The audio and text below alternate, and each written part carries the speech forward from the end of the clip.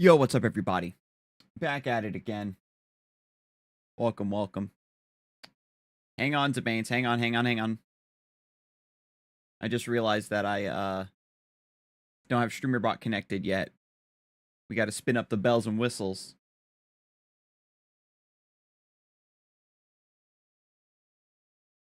And you might notice these buttons here at the bottom.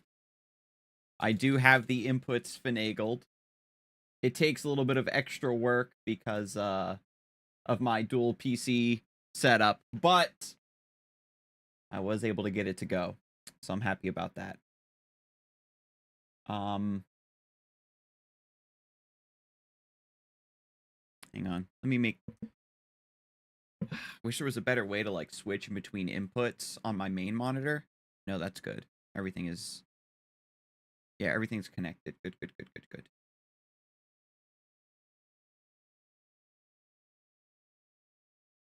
But the stream was a little bit late today because I was actually super locked in with finishing up the editing on that Cyberpunk stream. The main chunk that I ended up grabbing from sort of like the middle ended up being like just over an hour. So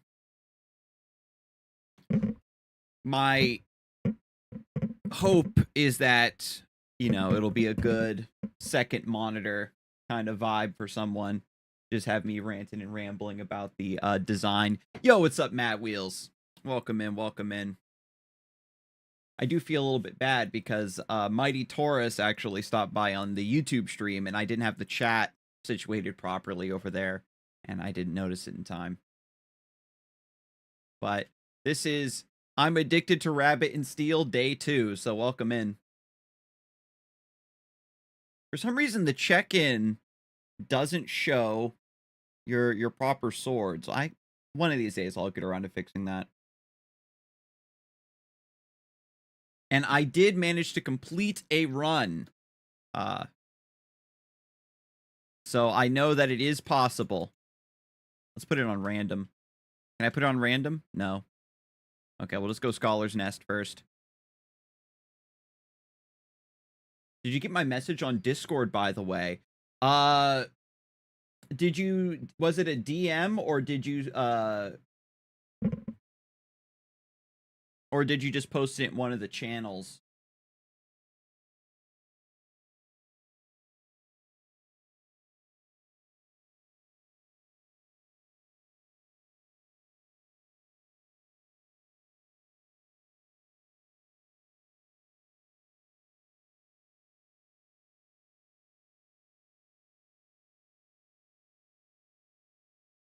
Yeah, it says I don't have any DMs from you or anything.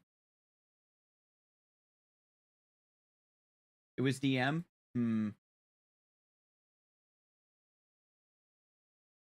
Oh, yeah, that message. Yeah, that was from a bit ago where you were clarifying the deck and the rules. Right. Cyberpunk deck size 40 minimum, 50 maximum. You reveal the card with the Eddie symbol to your opponent. You start with your three legends face down. Do you also now that I'm re-looking at this, but I am glad that you clarified that if the die is already maxed out with Jackie, that you don't draw the card.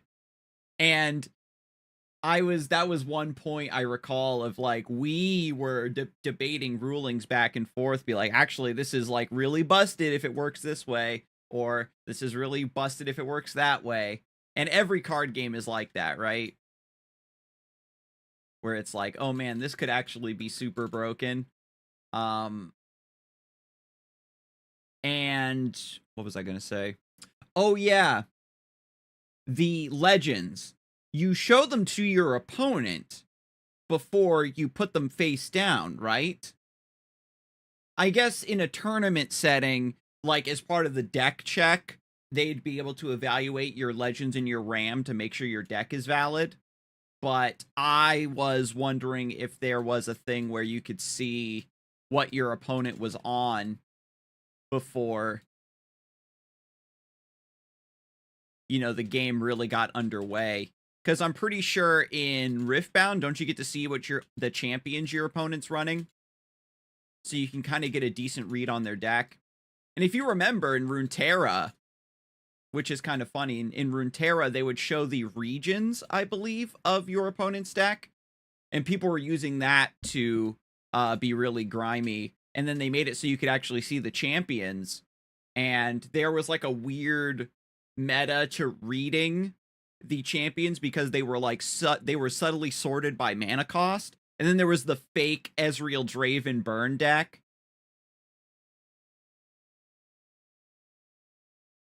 But showing the legends at game start is also a nice way because of the mulligan too, right? Because you get a mulligan.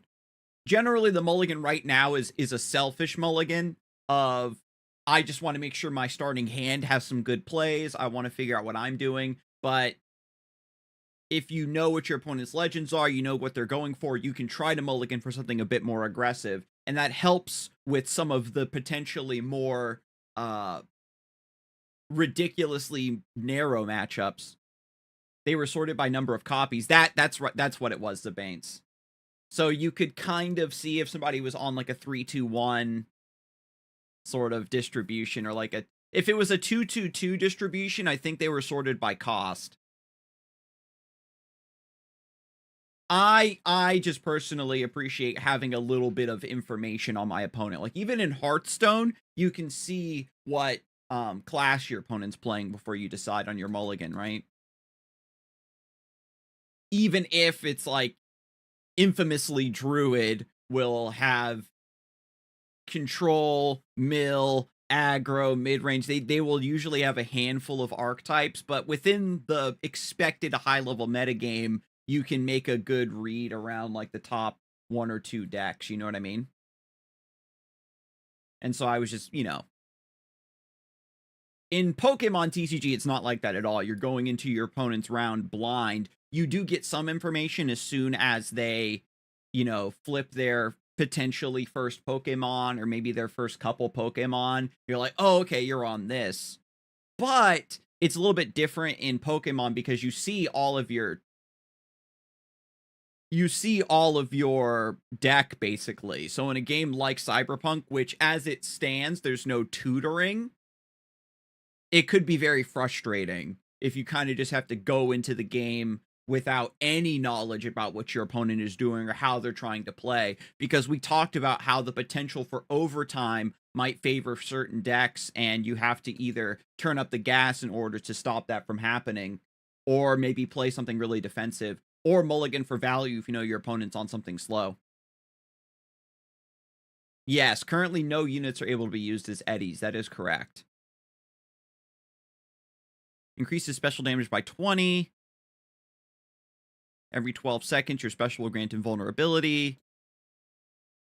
Abilities and loot that hit more than once deal 30 more damage. Shadow Bracelet is kind of interesting because I've gotten some upgrades that turn my stuff into multi-hitting before, but I think it's just a flat 20% is better.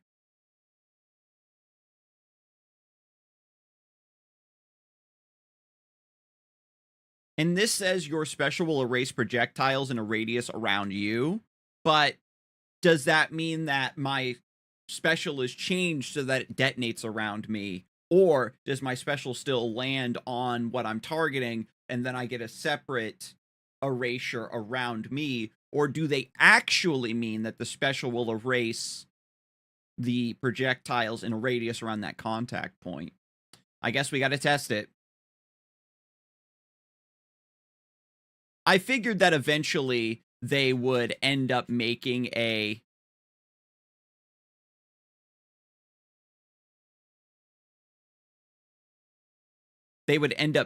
game, a gear or something that you wouldn't be able to sell. It would be a natural subversion of the card design.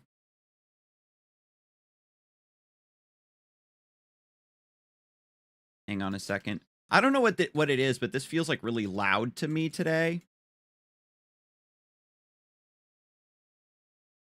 I think it was because yesterday I had my hoodie up. I had my hoodie on while I was with my headphones because it was cold in here.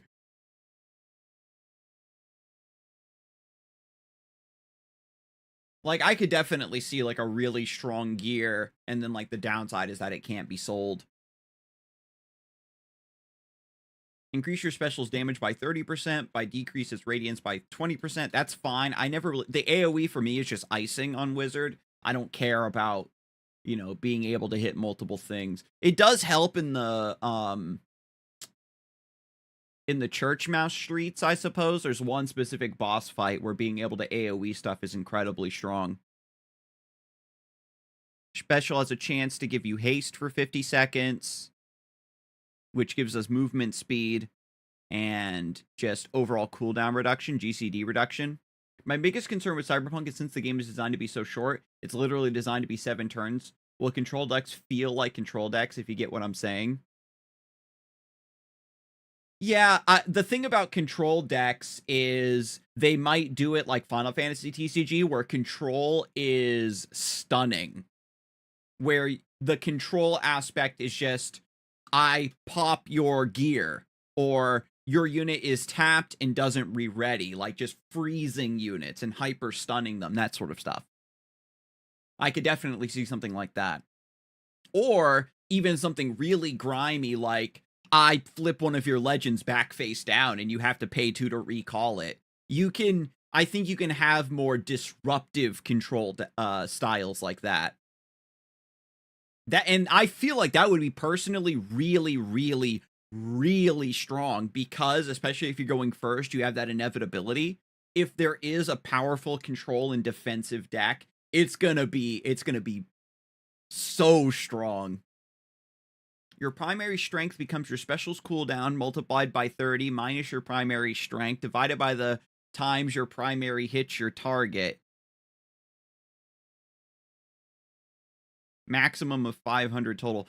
Dark Glass Spear, I can't parse this. I think this might be a joke. Kind of like a jokey item.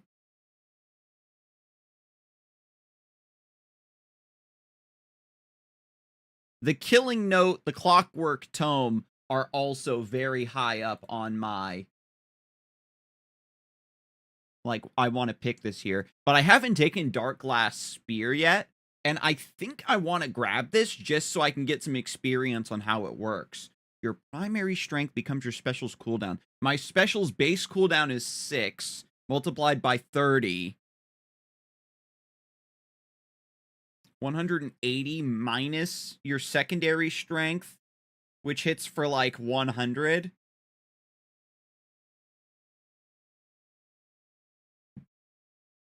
So it's actually like really bad.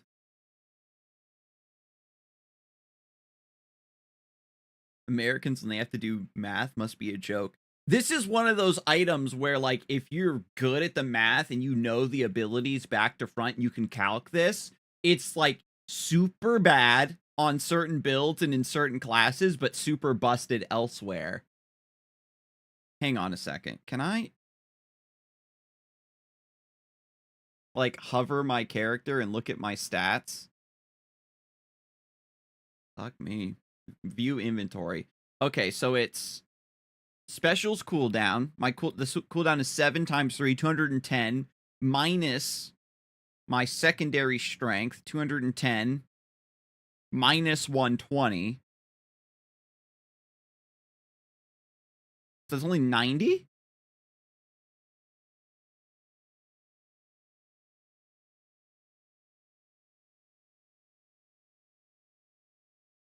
I've seen some relics that increase cooldown.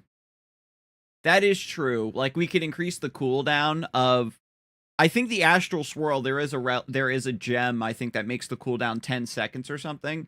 And it's like, the cooldown is 10 seconds, it's way stronger, but you can't get random resets anymore. But even then, that's 300 minus 120.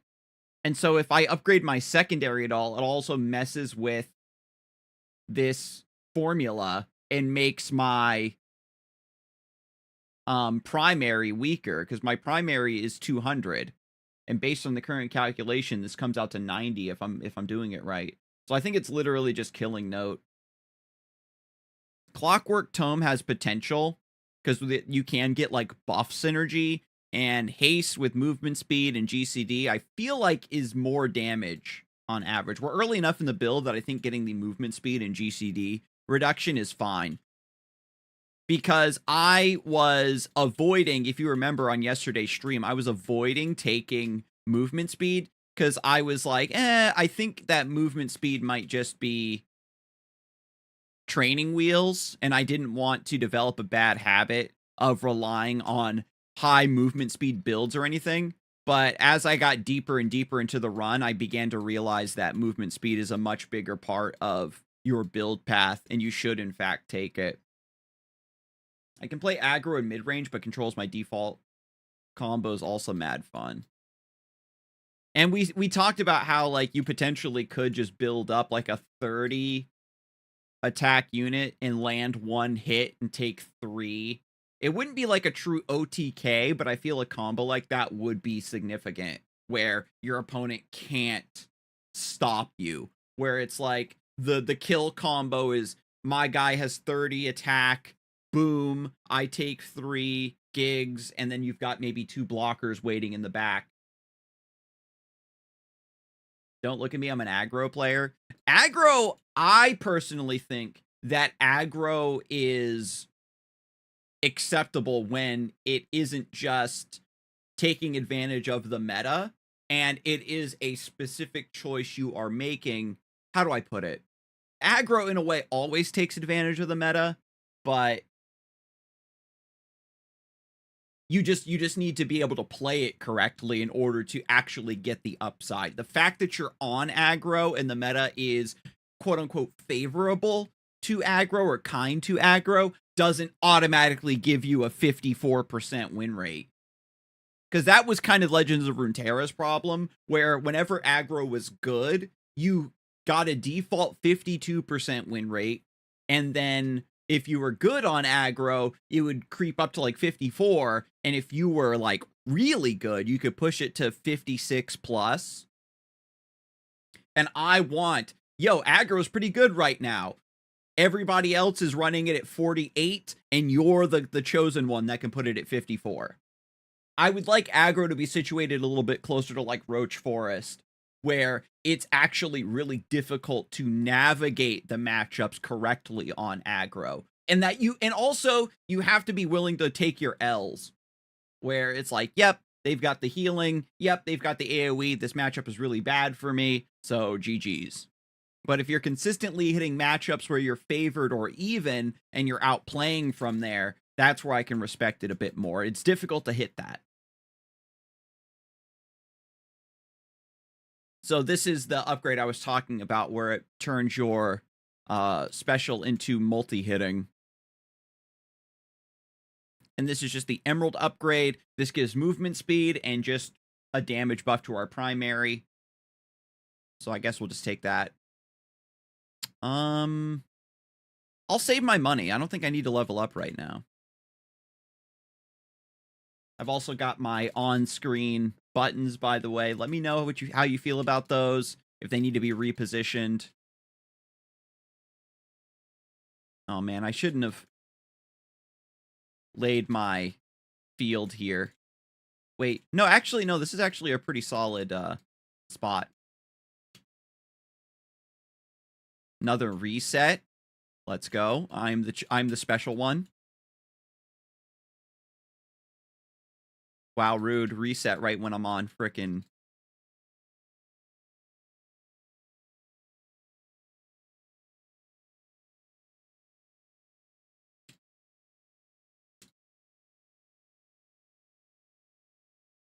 I figured out I truly don't like aggro in mid-range because they literally just turn the game into a numbers game, and that's boring. I like where aggro is numbers, but then you don't have a lot of redundancy to those numbers, is the thing.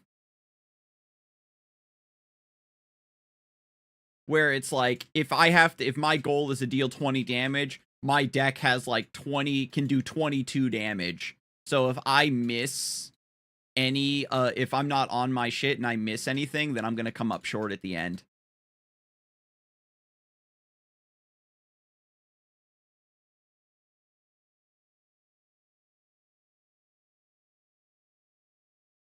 And like obviously that's a very strict example.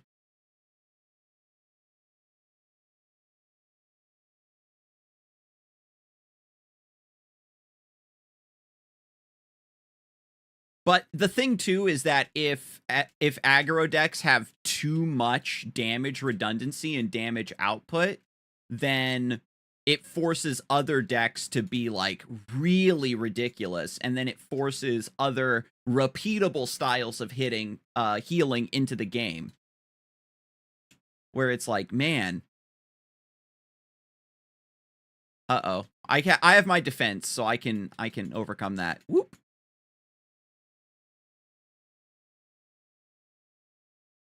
That's where it's, and then you get like this really crazy dichotomy of hard burn versus lifesteal. You know what I mean? And then lifesteal is a unit that you have to remove, otherwise its healing is infinite. Whereas if aggro is situated more of early efficient creatures and chip damage burn, you have to make stronger reads about the metagame and how your opponent is playing and what you can get away with. And that's where the skill expression of aggro really shines, where I'm about to take this big hit to face rather than blocking down with my creatures because I have to make the read, the calculated risk that I can still win out from here because I have enough tempo. And being able to accurately read the flow of the game and understand your own tempo vis-a-vis your opponent is a lost art at this point. Like, let's be frank. Uh-oh. Wait a minute. Aha! I have my Garnet Staff, so my special move can clear bullets. My number's bigger than yours is a snooze fest. I'm not saying it's not skillful. It can be, as long as both players are acting on the same sort of keel. Because in Runeterra, the numbers, like if you're up against Demacia, their numbers are always bigger than yours, and that's when it gets frustrating. It's definitely more toxic in a game like Cyberpunk, where its bigger number wins. In a game with persistent damage, big units are strong, but they can be mitigated by a deck that has enough units to chump with and can get value out of. Ninja Robe. When a percent chance succeeds, erase projectiles around you and vanish. And then my next attack deals 30%. Percent chance would be my like special resetting.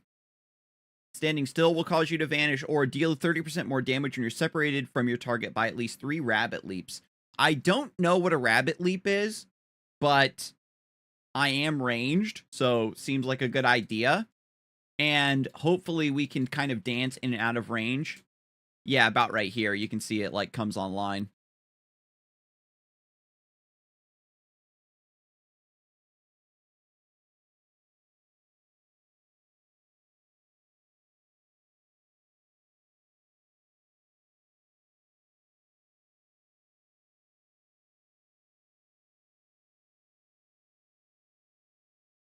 Yeah, you can see, you can't really see because of my buttons, but the glasses are like glowing. And so for this one, I got tripped up by it a lot. You teleport inside the circle in order to nullify that attack so you don't get hit. And then with this one, you teleport into the center when those bullets overlap like a Venn diagram. We're going to stay down here to keep our glasses activated. And then we'll move into range. Oops, I wasn't tracking the teleport back.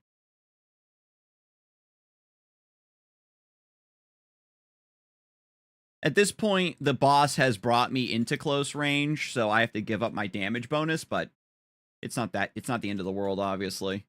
Eventually, I'll be free. During the transformation sequence, we can drop Astra for our damage buff and get a little bit of damage here. I kind of hate Does this game stop holding your hand at higher difficulties? I kind of hate that it gives you these text warnings on the 100th time you see the same mechanic. That's a good question. I wonder if there's an option to turn that off. I haven't played higher difficulties yet. It's probably still useful as a reminder.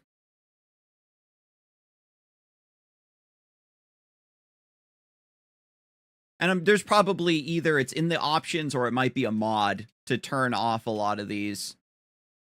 Because at very, very high levels of play, you're going to want as much screen real estate as possible. You know what I mean?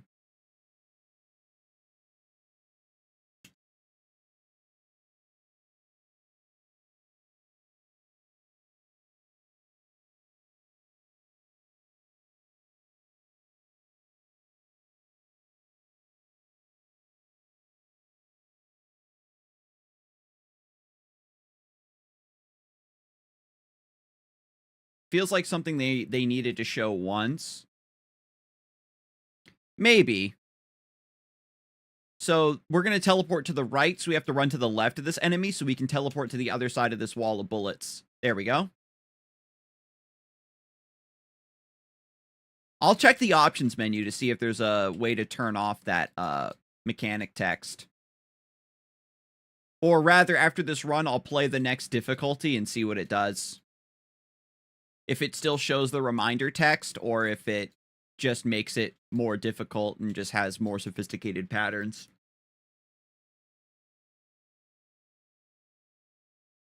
And the thing, too, is this game is sort of built around...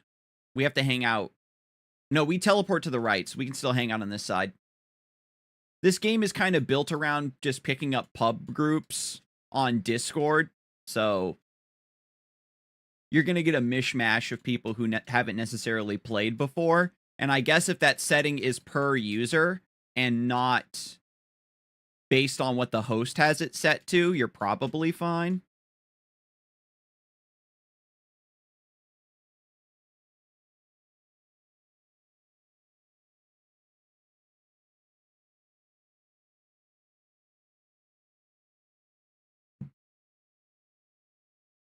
We teleport twice after they pop both, so I think I hang out here and then teleport into the Vendogram. Yep.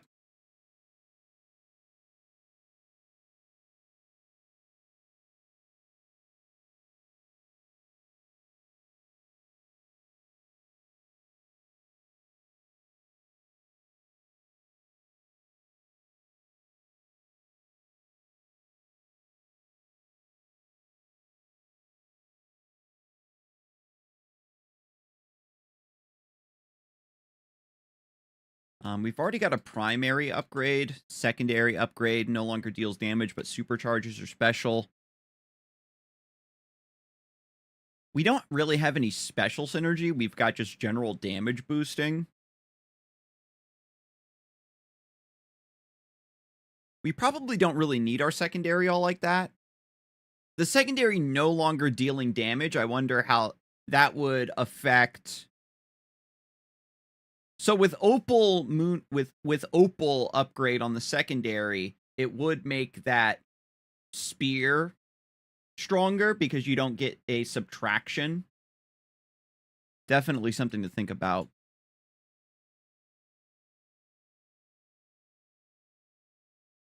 So we'll heal, and I'll take the Opal upgrade.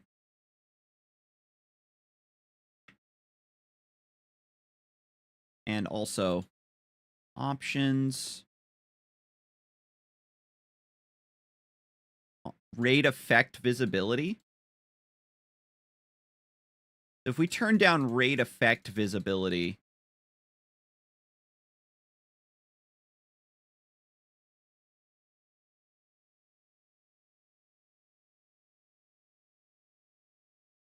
oh. Oh my god, I can't see anything. Okay.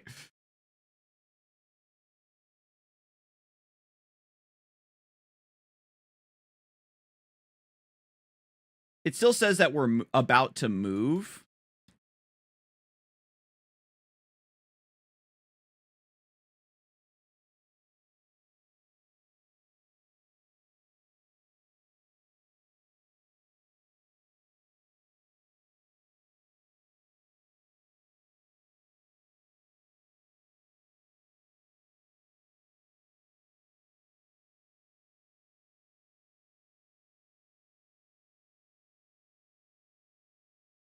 Yeah, I don't know. I turned down rate effect visibility, but maybe it takes a second.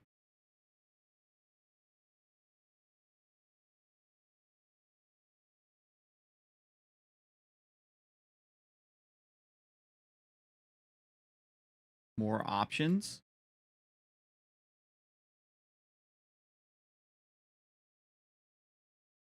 Mini hotbar settings.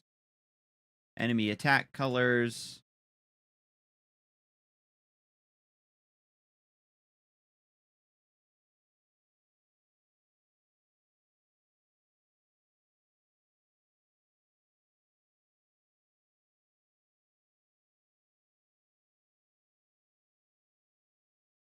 I don't know. Somebody in the Discord server would definitely know, I imagine.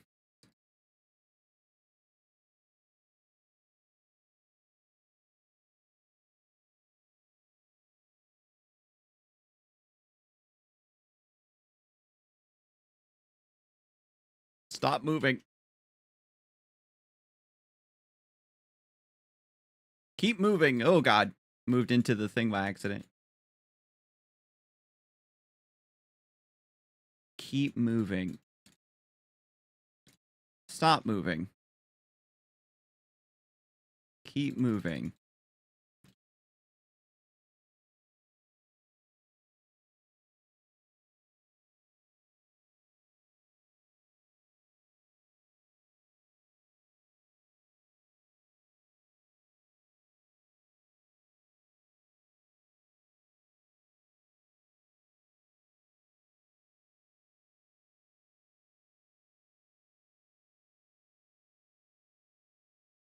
Oh, shit.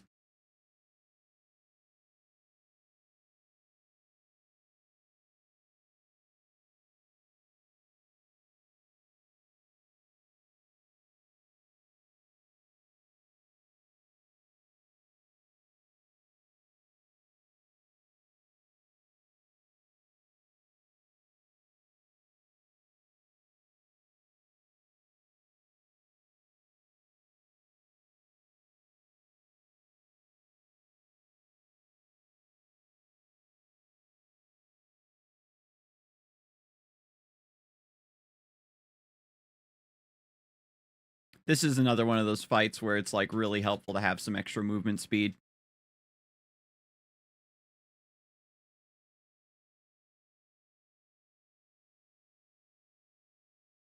Ooh, yeah, like right there. Saved my ass.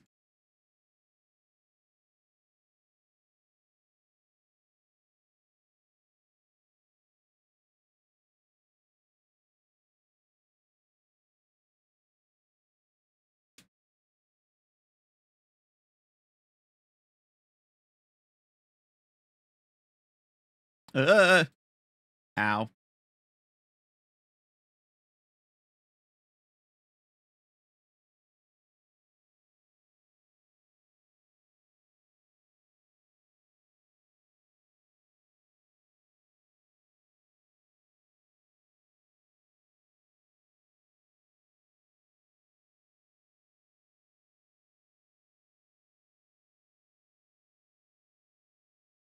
Oh, God. Woo! Squeeze through there.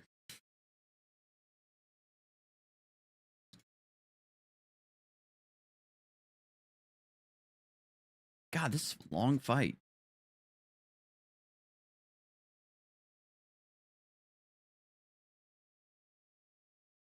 Whew.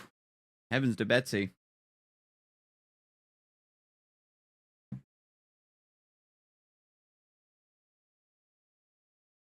Maybe the rate effect visibility doesn't you can't set it mid-run.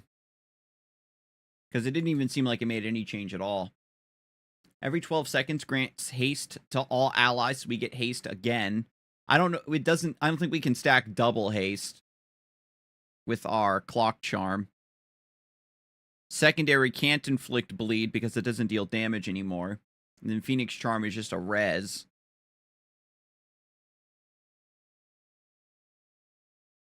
I'm just going to get more haste. Because if I die, I die. And, like, there's a chance to get some upgrades where it's like, if you get a self buff, then this bonus thing will happen and everybody loves you.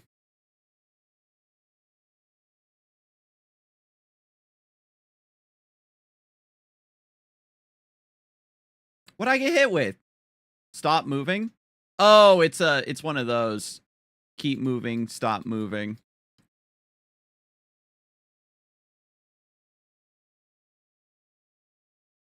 Yeah, I didn't even see the words there. So it turns out that it is I who am the fool.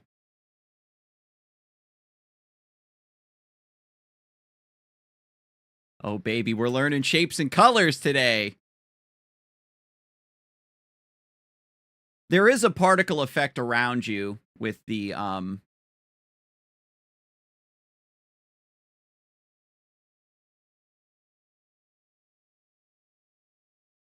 Ow, that's fucked.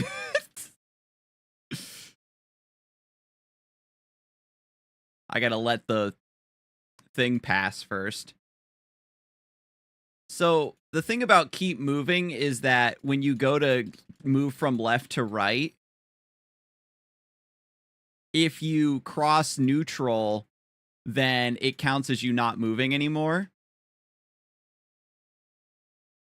Oh, oh my god, I didn't react. I needed to use my...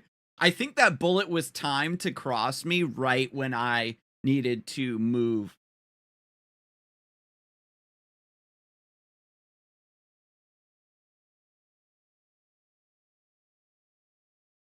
Yeah, so let's up the difficulty and see.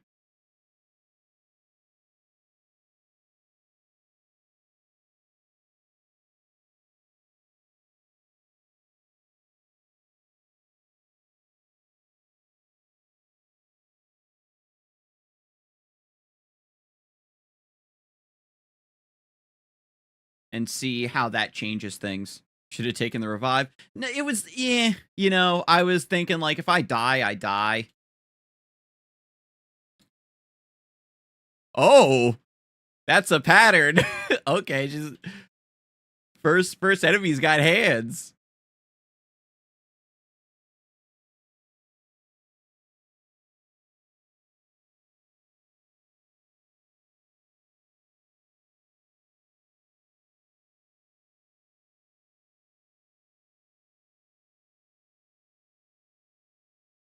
Oh man, this is pod racing now.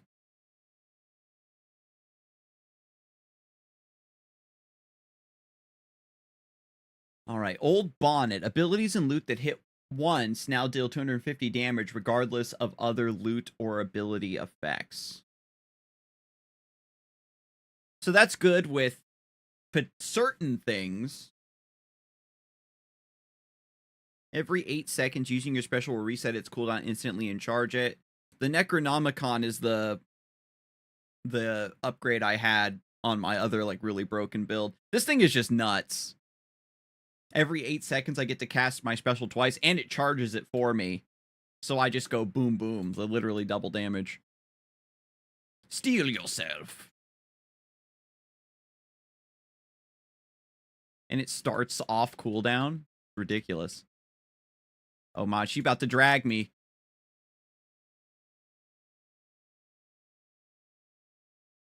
Oh, she tethered me to the center. She didn't tether me to herself. Okay. That's fine. I don't need to move. Okay, maybe I need to move. Okay. I didn't recognize that those are going to perfectly overlap like that.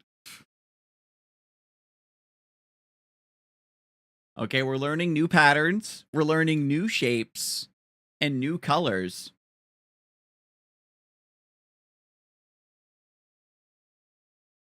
Calling Bell. Every 12 seconds, inflicts surrounding enemies with Ghost Flame. That's just free damage. It's on a delay. It's 12 seconds. It inflicts Ghost Flame, deals 250, and then 5 seconds after that deals another 250. Raven's Dagger increases your secondary damage by 50%, by decreases its radiance by 40%. That's also really good. At the start of each fight, inflict all enemies with decay for 99 seconds. So that's 3,000 damage over the course of a minute and a half if the fight lasts that long. When a % chance succeeds, deal 200 damage to all enemies.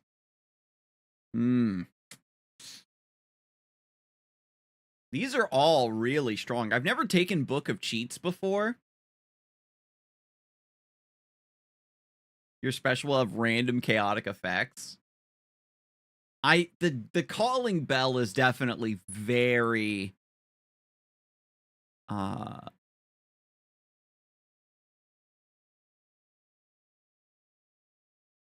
very enticing.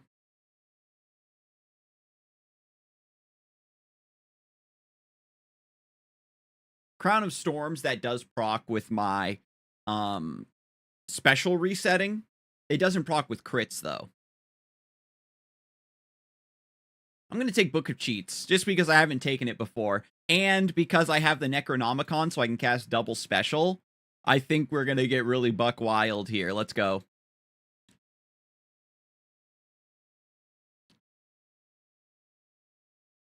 Oh, she's got the rotating laser? Okay. They upgraded Girly. Oh, no!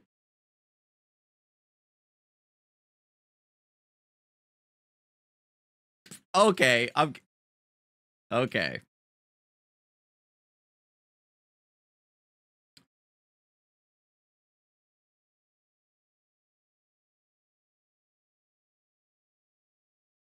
King's Arsenal.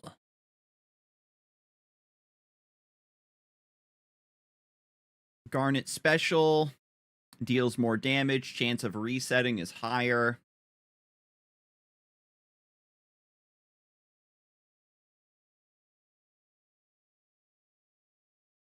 She still sucks. I'm impressed. We'll have to get to the lunar difficulty.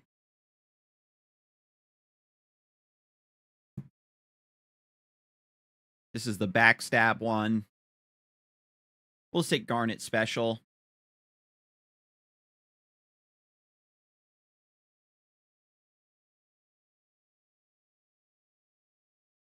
Gives you 5 gold each fight, lasts into the next stage. Isn't this broken?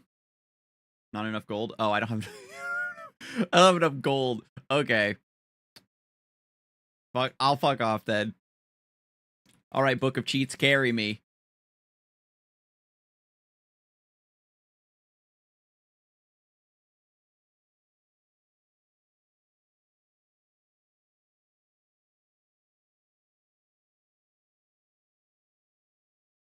Oh, God.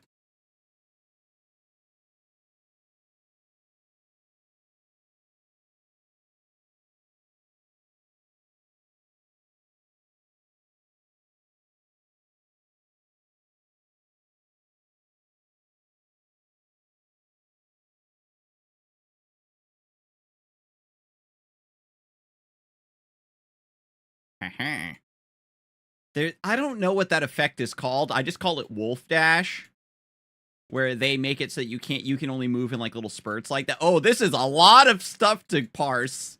Things are happening. I'm dead. Oh my God. I'm so fucking dead. Unless, okay, stretch the tether. Get knocked back. Stretching the tether. I'm over here now. I'm dodging. Okay. I think I just had to get my footing. I think I'm good now.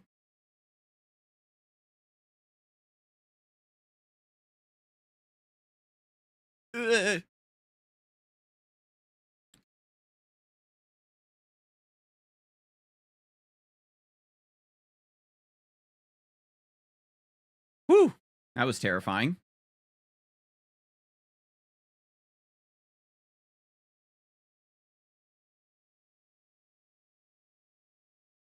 Get in the circle. Now for Tasha's special move.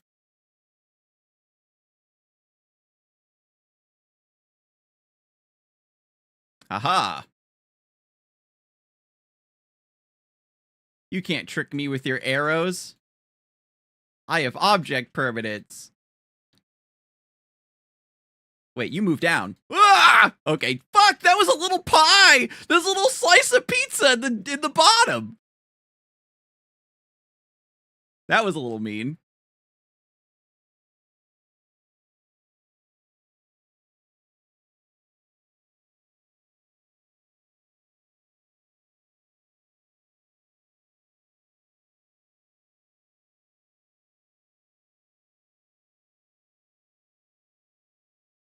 Oh my god, you're so tanky!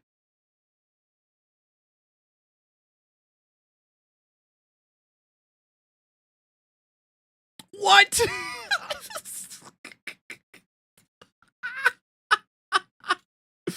Oh my god. Ooh, man. Yeah, we need movement speed. This is so cringe. I have to pre-move that one. I have to pre-move. I have to pre-move that one.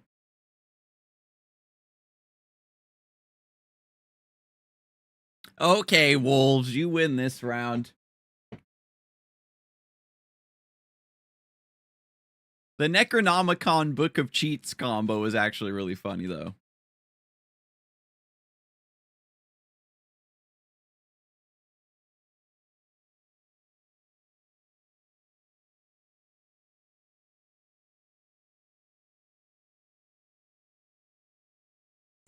Oh, I thought she was going to move before she cleaved.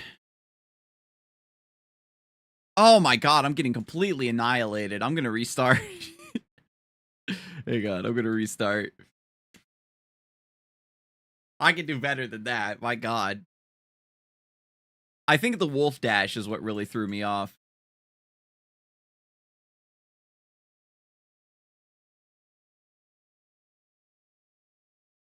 Oh, hi, frog.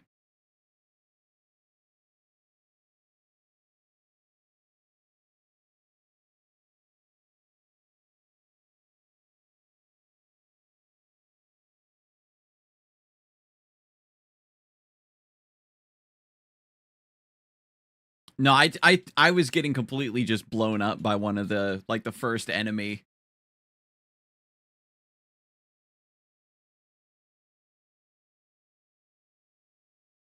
Sometimes you just stumble coming out of the starting gates. No biggie. Just reset. Okay, all of your cooldowns are reduced by 3 seconds. If you use your defensive, this effect ends until the end of battle. That seems... Well... It's only my special that has a cooldown. And that has a chance of resetting. And everything else is on GCD, so Fire Scale Corset isn't really that good.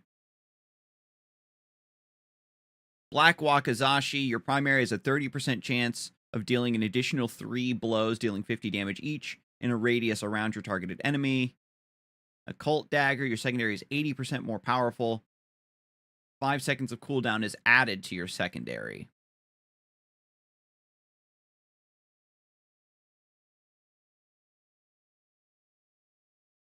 Sap, take extra damage from abilities or loot effects.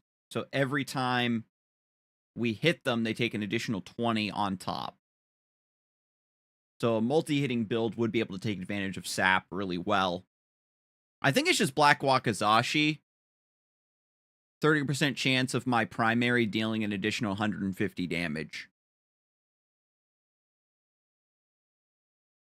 Occult Dagger also is very promising, but the high cooldown means that it's a little bit awkward to stack to charge my special. Like, if you don't get resets, it's good, but if you get resets, it can become really awkward.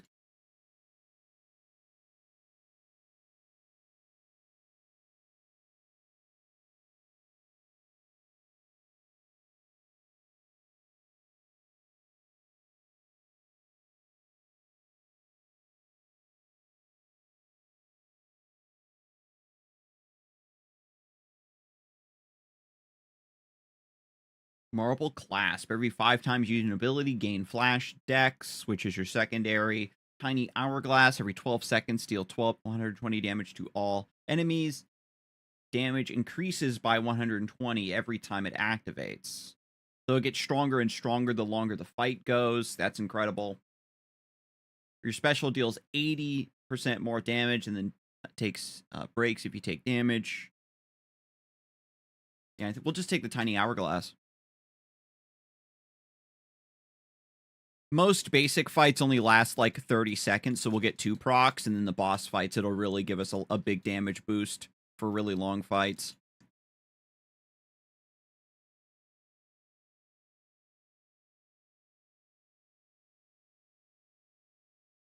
Definitely need some movement speed.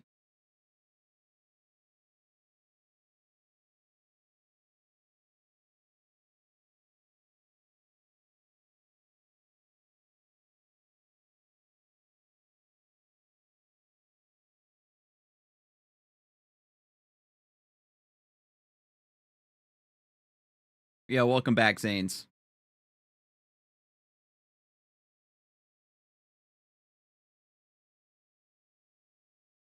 Okay, so we've got Opal Primary. Deals more damage, but then it hits around me. I'd rather stay a ranged character. Emerald Special cooldown is longer, no longer randomly resets, but is much larger and deals more damage. And then Ruby Secondary. Ruby Secondary is actually fine. I found that the Ruby Secondary doesn't interfere with stuff too much. And we'll save our money that we have now. Okay, this new damage pop-up is tasty. I really like it. It was definitely a lot of fun to build.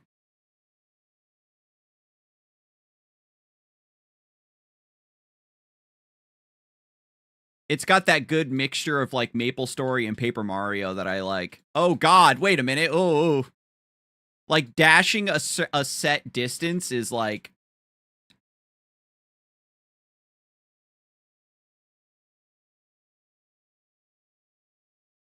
Uh-oh, I might not make it in time. I can dash diagonally.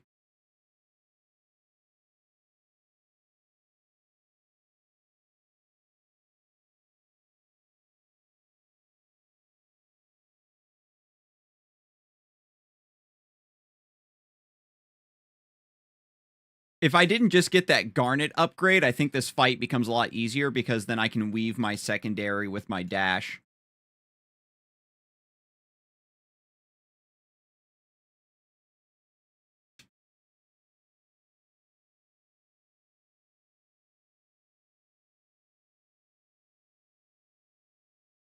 Oh god, I gotta stretch the tether. Ooh! Okay, that was close. I gotta stretch the tether. I hope this works.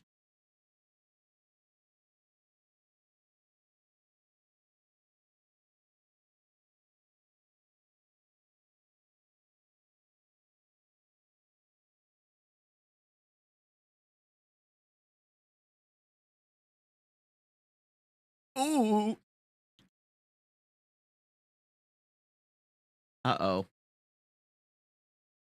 Okay, I was worried for a second.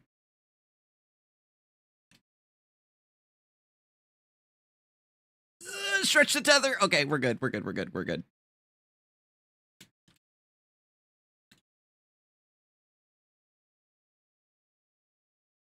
Whew.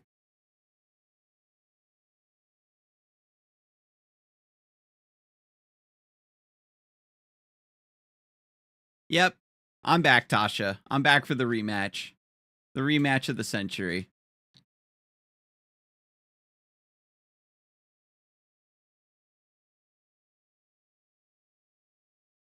Oh, God. Nope. I got outplayed.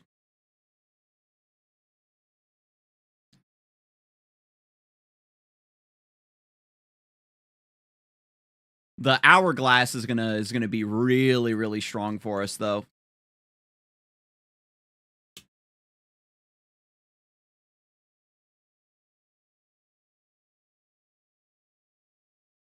And we'll follow Lucia's advice of just following the Tasha with the ring and then reacting to everything else. What? Oh my god, I didn't know you were gonna move all the way over there. Fuck me.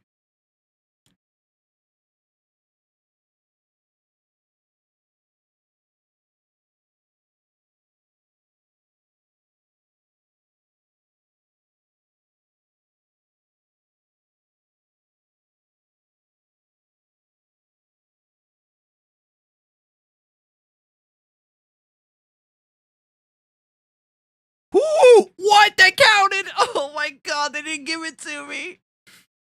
Brutal.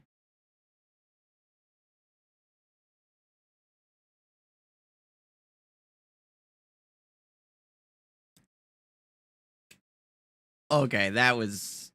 I deserve that. Ooh! I'm dying. Yep, I was anticipating the circle reappearing. I needed to get up into the corner. Yo, what's up, Miss Scizor? There's a feature in this game that makes you able to hit in between every enemy on screen. Makes multi-enemy fights a lot easier. Yeah, where it's like you can manually target on the ground. You aren't targeting a specific unit.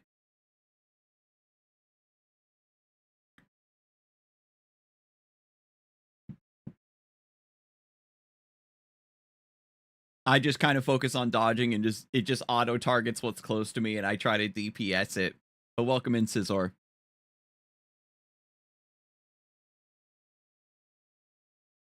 Yeah, it's really helpful. I think it's holding one of your triggers on controller. I get you, though. No, I got to just work it in to my, what's the name?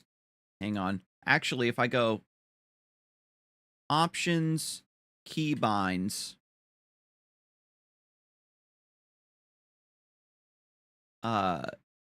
there's change target and nearest target.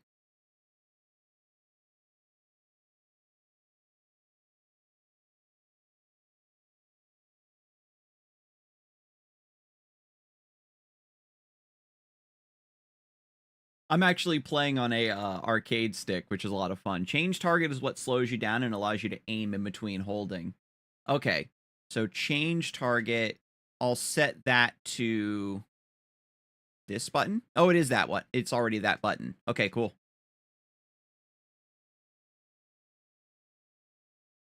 I'll try to work that into my rotation then.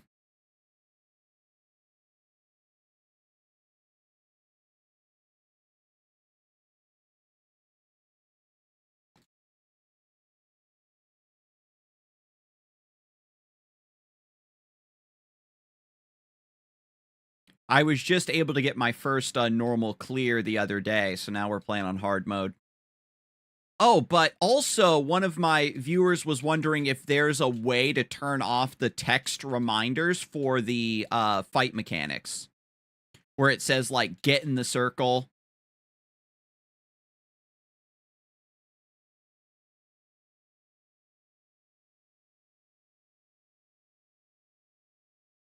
Or if it's just like, I don't know if there's like an option in the menu or a mod for it or what. I don't think so. You kind of just have to get used to it. Oh, okay.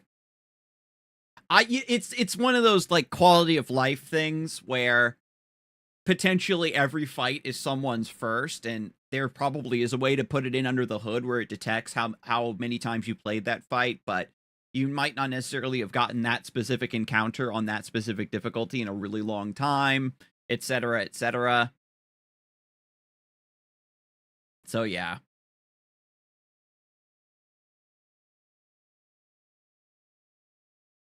Maybe like a keybind or a toggle or something that you could hit manually in the middle of a fight. But then you might do it accidentally when things get hectic, and some mechanics I need it, like the keep moving and stop moving. I need that. All your abilities deal 20 more damage, significantly increase movement speed. I'm very tempted to just take the eagle wing charm. Whichever ability has the highest base damage value deals 20% more damage, which would be my special. Eternity Flute just seems good. Just getting free haste, movement speed, and GCD.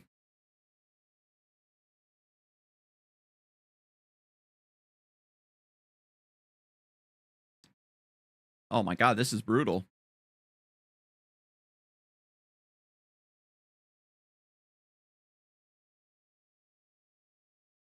When I first started playing the game, I was too focused on spamming my secondary so I could kind of like slide cast with it. Because all of my, oh my god, I should have recognized that I wasn't going to make that and just used my defensive. But all of my experience comes from Final Fantasy XIV, playing Black Mage, so that's why I'm playing Wizard now, but I was overvaluing being able to move and cast at the same time when I needed to play this more like a turret. Obsidian Rod. Your special strength becomes the total cooldown time of all of your abilities and loot in seconds, multiplied by 100, divided by the times it hits your target.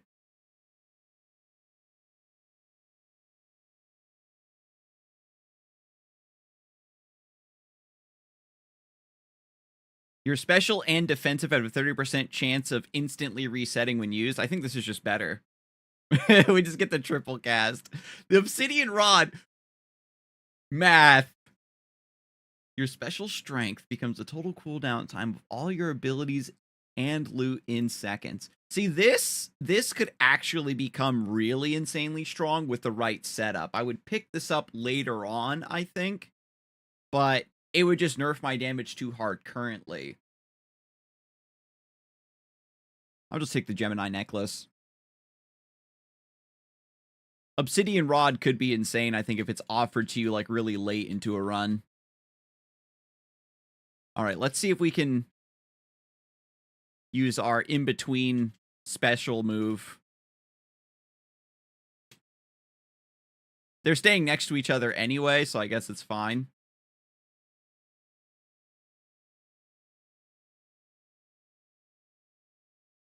Yay, it worked! We hit both. With Wizard, it's kind of a balance of how much you're able to stand still to have Astra, but still do mechanics. Yeah, definitely. I've been trying to focus more on keeping one Astra stocked and then having a second one down when I recognize that I won't need to move as much.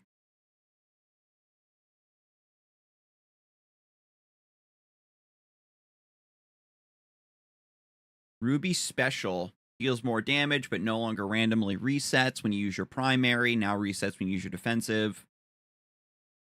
We do have the necklace that makes it just a 30% random reset. So it could still randomly get some resets. Sapphire Primary. Oh, I've gotten this one a couple times. This one is really fun. Deals 100 damage because the GCD is shortened, but the damage is reduced, but you get to spam it and then fish for resets. And then if we get any random chance synergy, it's kind of gas. I really like Sapphire Primary. I've only gotten it like twice, but it's super fun.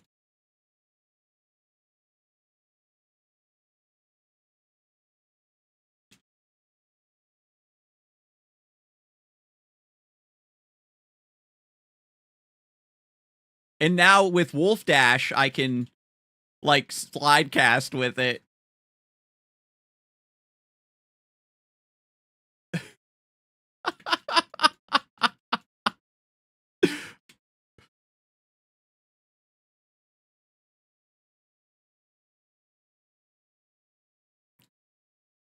Oh my god, we're pod racing.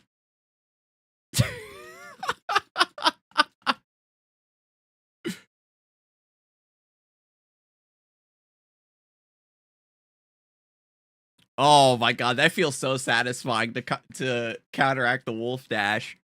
Also, not sure if you found this already, but you can buffer skills by holding down the button. Oh! I never thought to do that.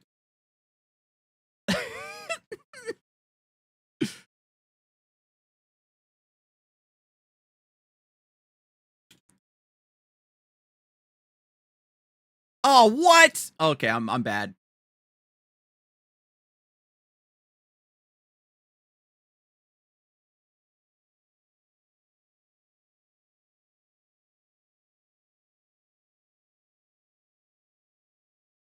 I'm too this always happens. I get too focused on just spamming my primary when I get Sapphire upgrade. That I just stop caring about actually doing mechanics. It's my ultimate weakness. I have to like no! I didn't realize that I was in the wrong quadrant of the screen.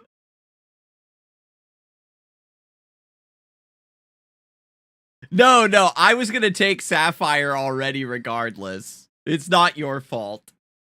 It's me giving into the power of darkness. I'm about to lock in, though. Oh, you again! Pew, pew, pew, pew!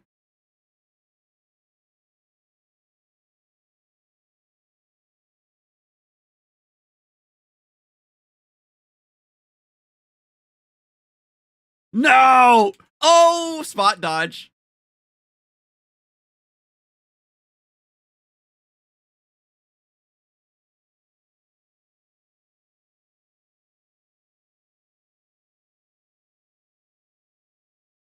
Oops. Oh my god. Tasha, why? Okay. No more Sapphire primary upgrade for me. I've been a naughty boy. I'm not allowed to have my Sapphire primary.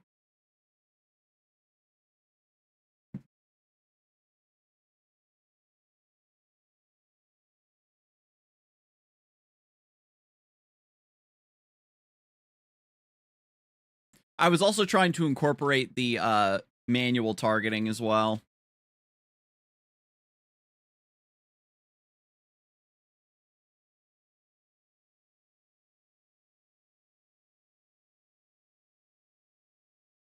Oh god.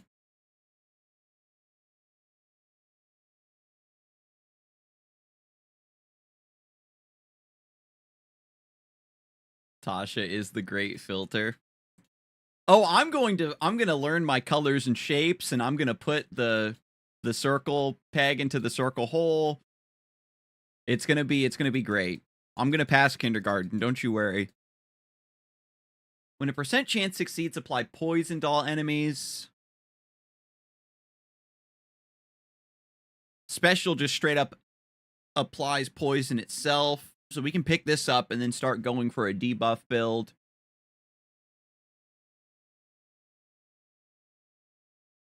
Yeah.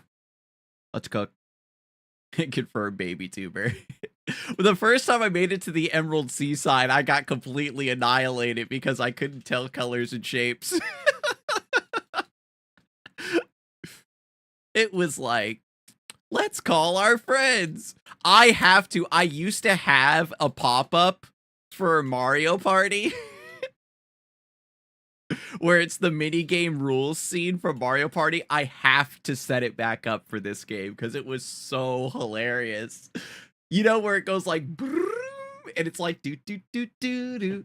Do, do, do, do, do, do. I have to set that up for this game. It's perfect.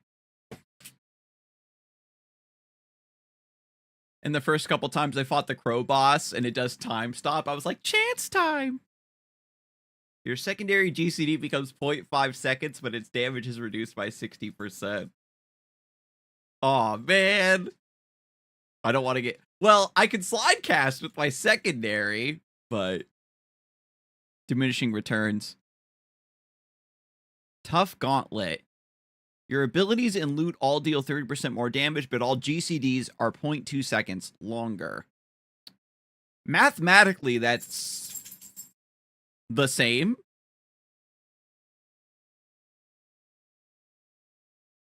We do have Ghost. We'll take Calling Bell because we have the Mushroom Tomes. We have this debuff thing going on. So I'll just keep going towards that. Every 12 seconds, we apply Ghost Flame.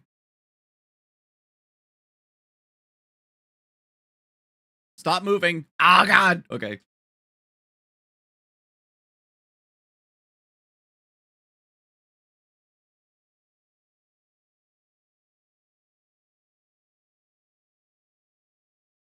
Oh. If I'm going to stop moving, then I'll just cast Astra.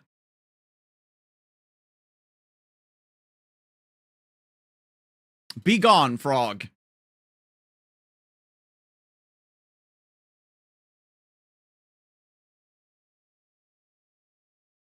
One more week to trade up before DLC is released. Oh my god. I can only imagine. This is my first day playing on hard difficulty. And I can't even read, so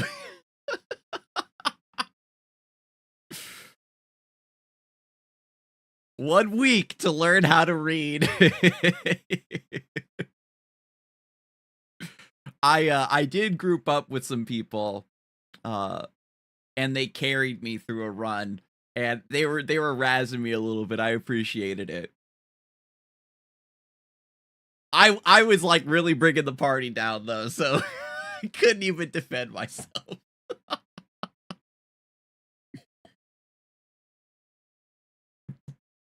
Okay. Garnet Primary. Our defensive buffs this. Sapphire Special makes it multi-hit. Sapphire Defensive.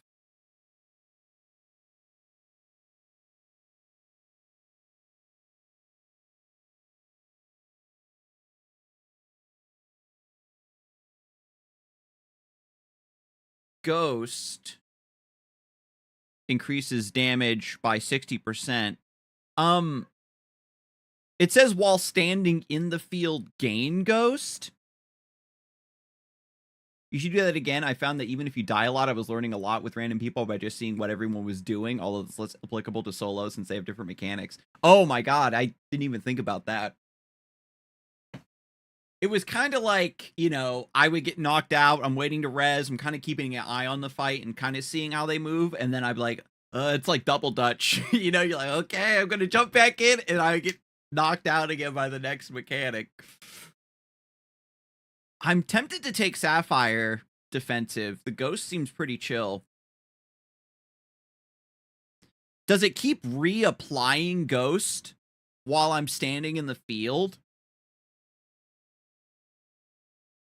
Because it says disappear and evade attacks until you use an attack. So theoretically, this would just be a pure 60% buff while I'm standing in my Astra.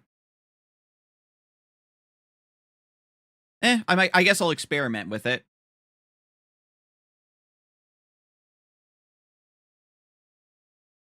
Yeah, it keeps reapplying Ghost.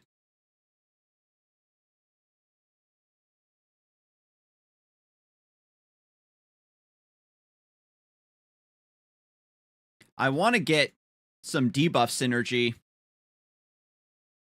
soon to really bring this build together with the poison and the Ghost Flame.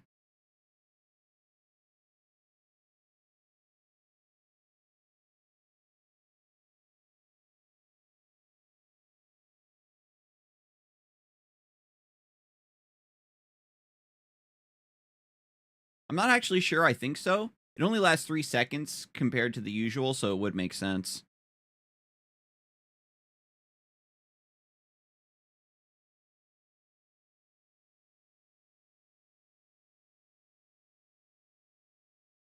What'd I get hit with? I'm trying to do the thing where I aim in between them.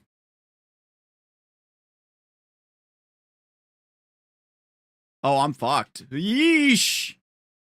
Ghost! Thank God. Okay. I still took the hit, though. That's bad. Tether, be nice to me. I stretched the tether. Oh, God.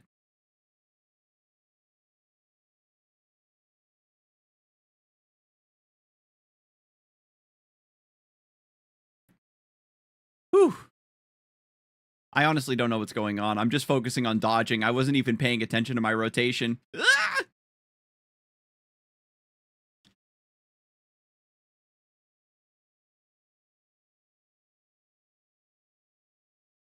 We'll take it. We'll take it.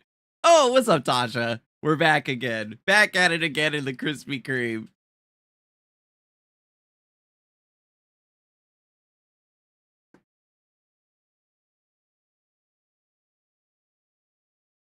No! Oh my god. I think this is safe. Okay.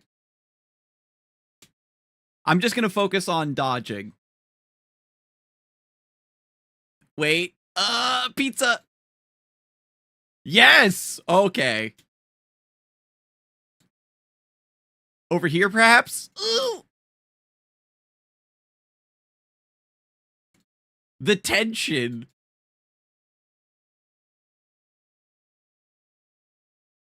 Are they going to teleport? No! Fuck! I was worried that they were gonna swap places like that.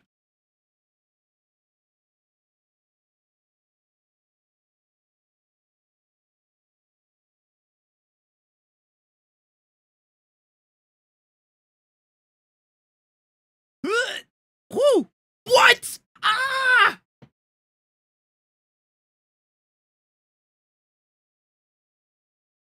I didn't get enough synergy. I have to make it through Tasha before I can get my third item.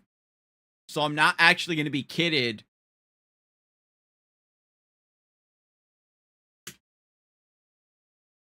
I mean, last stream, it was, Karshi. The Mithril Dragon also got me. And then, the Paladin duo got me as well. But on hard difficulty, the order of operation seems more set.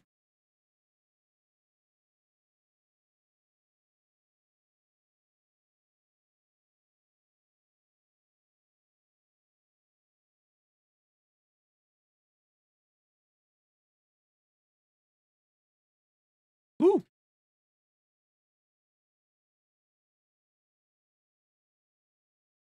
Oh god, run! Run for your life!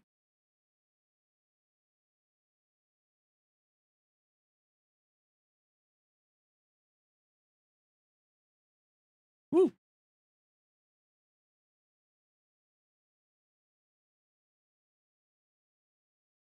We just gotta keep practicing is all. Trying out new builds.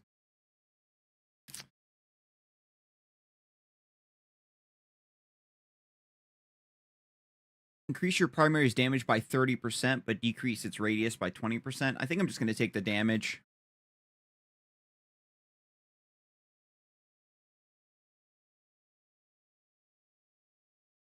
What the? Oh, God.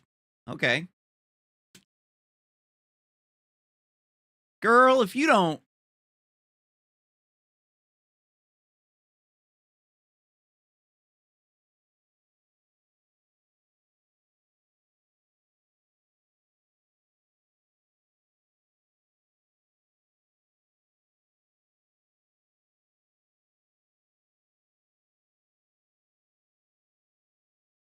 Wolves moving all over the place. All right. Abyss Artifact. Every 30 seconds, using your defensive will grant you super for 8 seconds. Become faster, more mobile, invincible, and deal 30% more damage. Kind of broken. Fairy Spear. Your primary is 30% larger radius and deals 40% more damage, but stops movement when used. Ugh. I'm going to take this because I've got the dagger, so I have 70% damage. Maybe we can do the thing with Sapphire again. Tether? Okay, yes.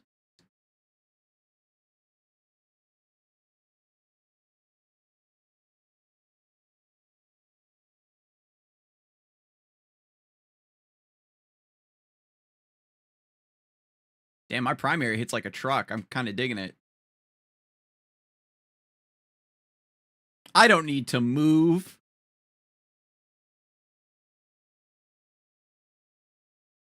Famous last words. All right. Garnet Primary deals even more damage. And then our defensive boosts it. Higher chance of resetting seems pretty nice, just as an early pickup here.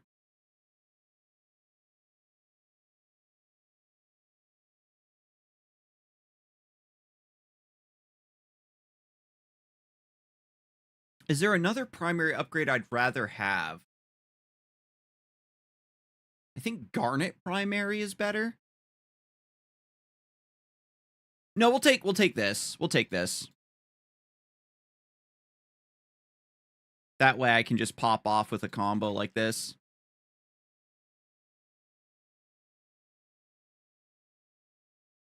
Uh-oh. Windows logo. Oh, God. Okay, they detonate in order. Oh, my God. I'm learning to count.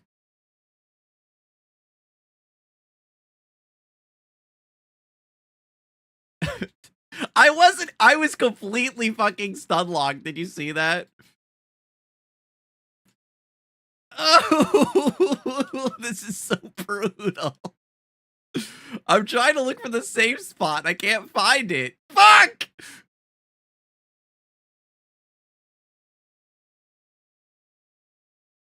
I think that one you actually have to actively dodge.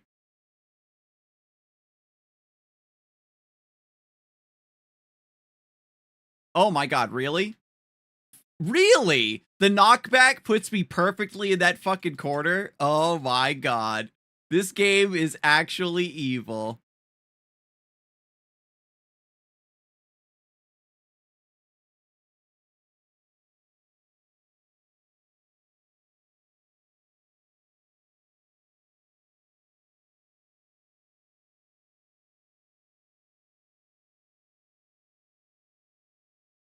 Wait, no, no, no, no, no, no, no, no! Fuck! I didn't realize!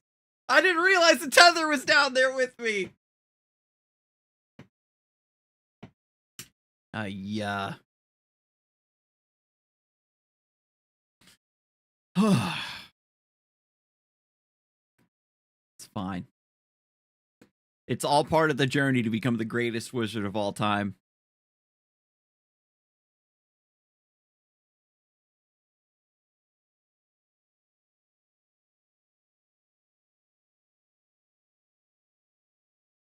What? Did she pre-cleave? Felt like I didn't have time there. Maybe the bullets just coming from the bottom hit me. Got clipped by something.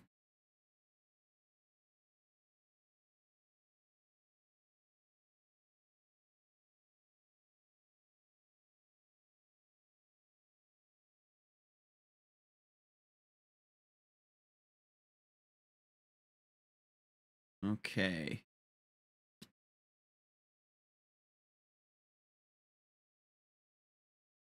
Start each battle with granite skin, shields you from damage once, slows movement dramatically, increases damage by 20%, and lasts until you are shielded. Lasts until you are shielded.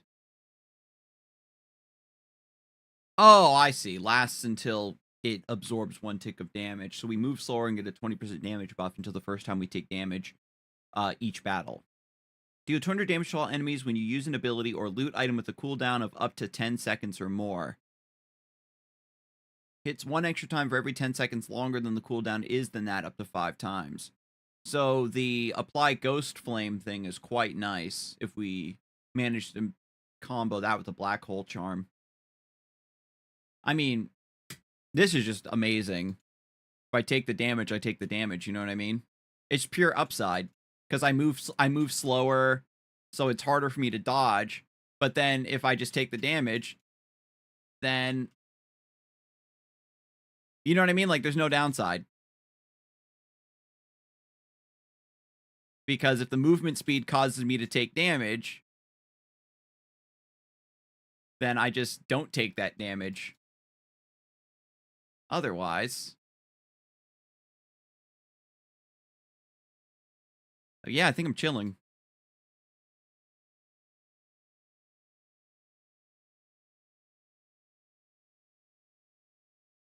Wing Cap gives me movement speed. Ninjutsu Scroll, your special is a 30% chance to deal an additional 3 blows, dealing 150 damage each in a radius around your enemy. These are all really good, looks like. Sniper's Eyeglass, always really solid.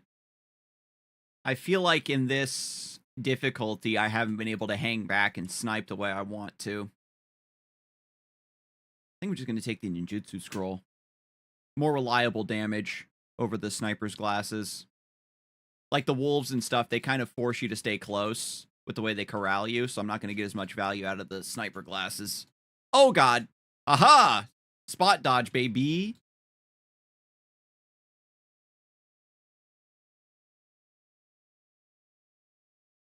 Yeah, see, and then I don't take that damage, and now I can... Fuck! Damn it! I thought I could outrun that one. Oh, my God. I thought I could outrun that laser.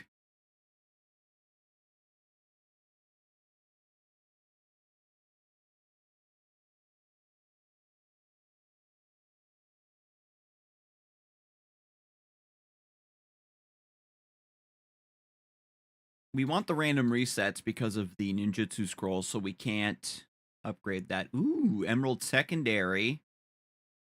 Always a good way to buff our rotation. Then we just have a secondary.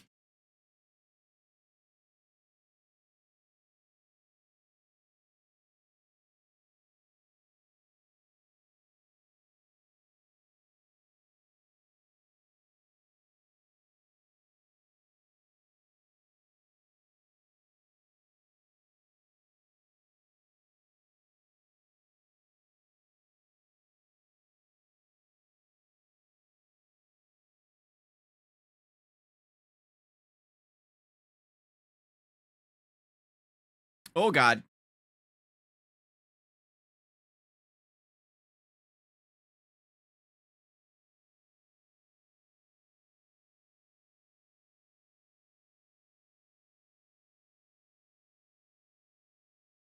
Okay, we're at the top of the screen.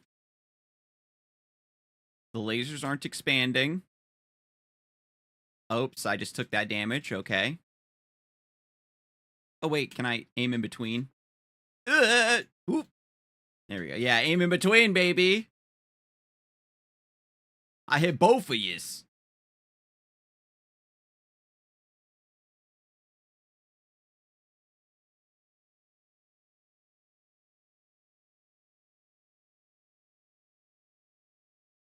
Whew.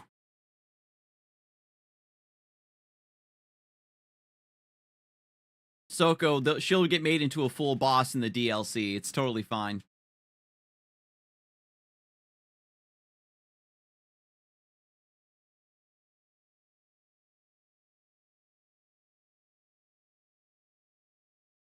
No! Yeah, I can't. The stone skin is too ridiculous in this fight. There's no way.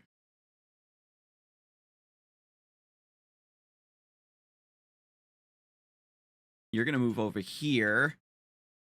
And I stand in the pizza pie. And then you move down here. There we go. I got to use my special with the middle cast like that. Is she going to swap all the way to the far right? Yep. I remembered to use my defensive there. Does she swap all the way to the far left? No. I can cross over these lasers before they detonate. I just have like a mental block where I feel like I shouldn't touch them.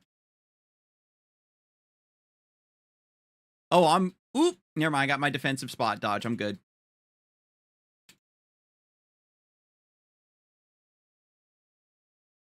Woo! Okay, man.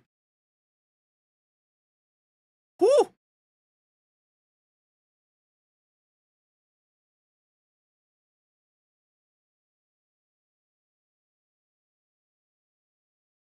Oh my god, that's rough.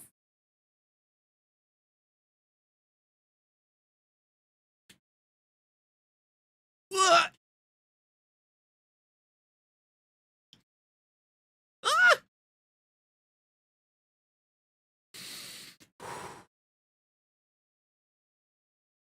I think this is safe. Ah! I think we're safe over here.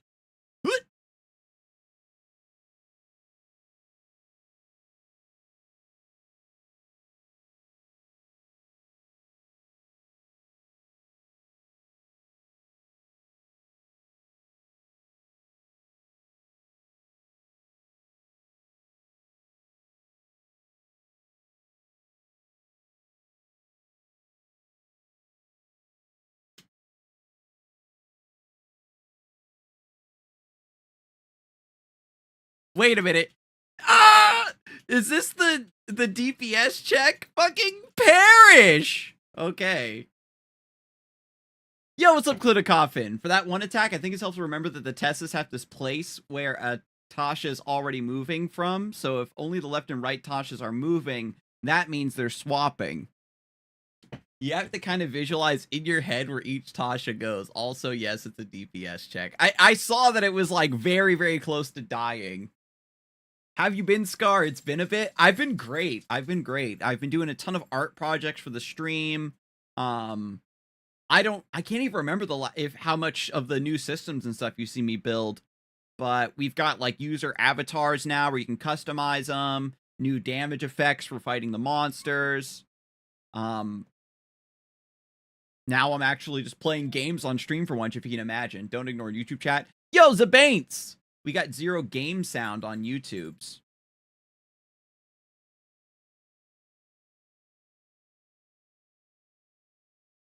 Wonder why that would be. I guess I have the VOD track set incorrectly.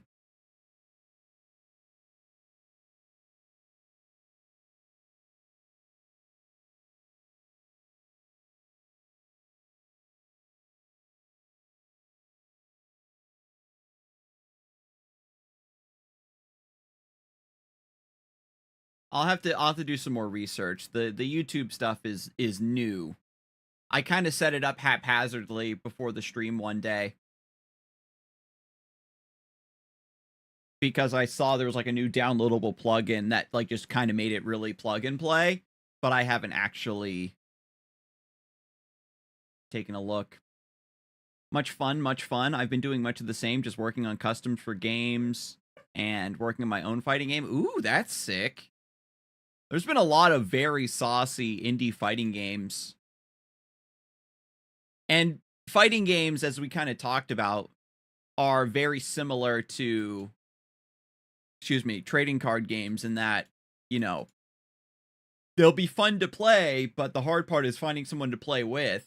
Fighting games is perhaps a little bit easier. They have more of a online, fightcade culture, whereas TCGs are, you can have a small niche game, but you still have to find people to play with in person, and not every dev has the ability to make like a sim for it.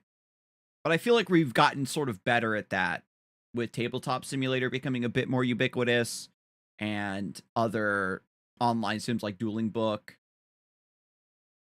What I would like to see is Pixelborn, that sim client that Pavel built, if he's maybe able to license that out as a tabletop simulator kind of thing, where you can't use it officially for certain games, obviously, like for Riftbound and for Lorcana, but for other smaller games, it's probably acceptable.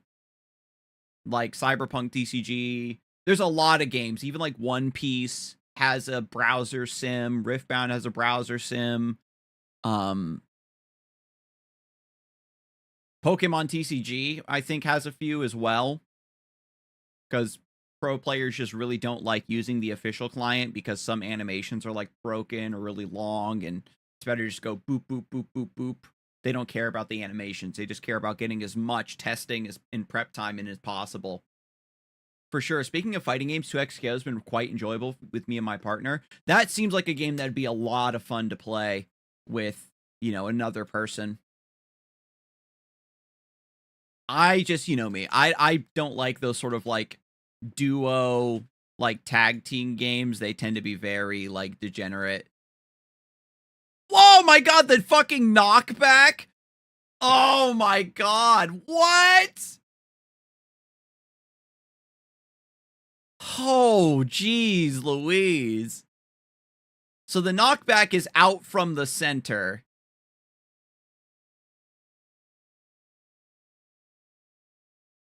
I think this is safe. I think. Okay, that last one was kind of cringe. My eyes don't work. I couldn't tell which of the quadrants weren't going to get cleaved. I got clubbed.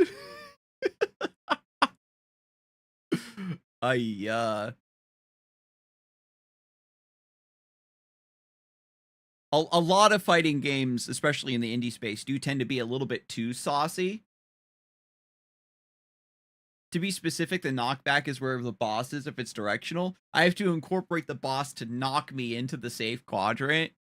Oh my goodness. I have to be able to know my colors, my shapes. I have to be able to read. I have to be able to predict the future, and I have to know Physics? Gee whiz, this game.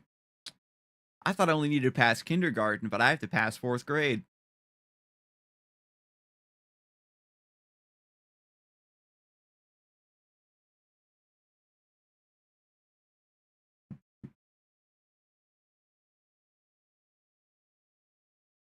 If you're interested, I can show you the fighting game concept docs and all the card projects I've been pumping out. They're mostly Legends of Runeterra. It just keeps dragging me back in. Legends of Runeterra is just such a fun game to design within. Having to look at the screen is a punishment worse than death. Yo, welcome back in, Lucia. I did get my first normal clear after the stream yesterday. So now we're playing on hard mode. And the wolves are just filtering the shit out of me. Welcome in. But don't get it. Stop moving. Ah! Don't get it twisted. I am still the greatest wizard you've ever seen.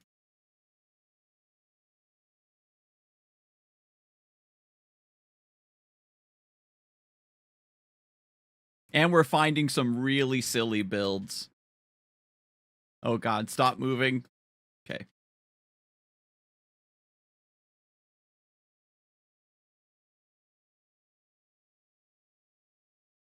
I know. I have to go back to normal mode just for my ego.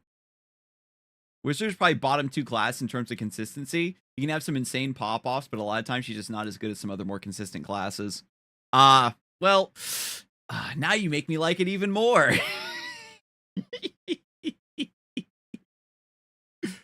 Your primary inflicts bleed. Afflicted enemies take extra damage from your abilities or loot effects.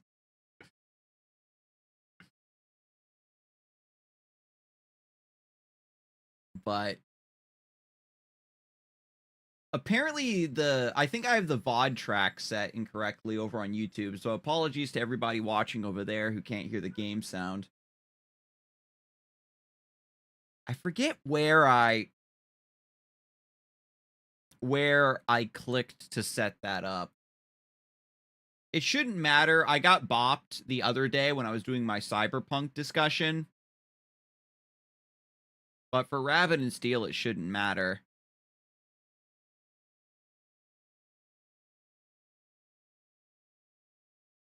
I reached the 100% win rate event horizon on normal, and then I tried hard mode. It took me like 6 hours to get past the first boss. Well, I'm on the struggle bus as well. Raven's Dagger seems like the best pickup here. Leech Staff could be good in the opening if I just start speccing into multi-hit with like Wakizashi and whatnot.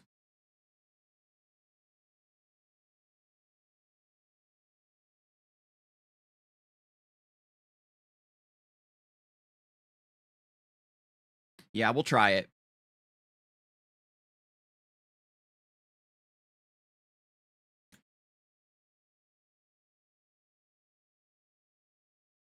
It's okay. They'll buff Wizard in the DLC, right? All the new items that we're getting.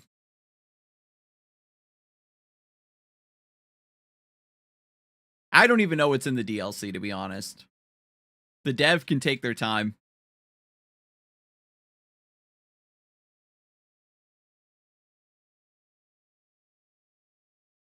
New areas, new bosses, and new items. Ooh. Do we have spoilers on what the new animal girl type is going to be for the new area? And new classes? My god. That's the DLC. Let's go. Shout out to the community for supporting this game, for sure. It must feel great as a developer when you've got, you know, enough room to expand on your game like that, especially a game like this with classes and items. Like, you know, having a raid, there's so much extra stuff you can add. New colors, new shapes, new mechanics to learn and get bodied by.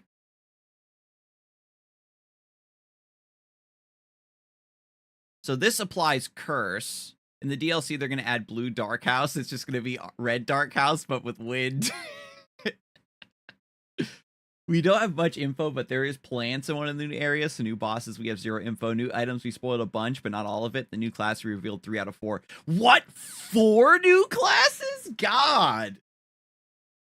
That's a crazy expansion. Yo, let's go.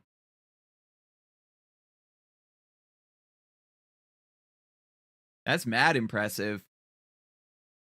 A game like this, I would expect to get like 1 new class, a batch of new items, maybe a new boss added to each area, or a couple that get added into the rotation, and you expand content that way. But to have so much stuff drop all at once feels like a freaking MMO patch. That's godlike.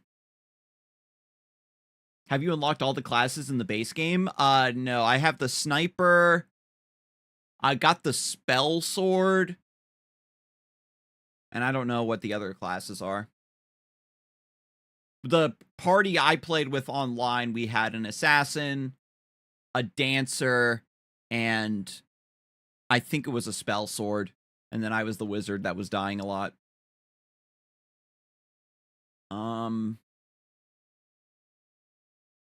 Oh, 5% more damage, and then when you place a debuff on your opponent, your defensive has a 50% chance of resetting. This is just more damage. I think we probably just want Clockwork Tome, though. I've got the Leech Staff.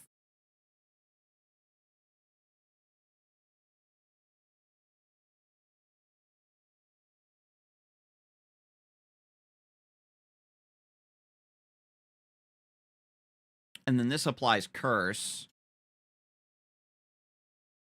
I'll just take the Clockwork Tome.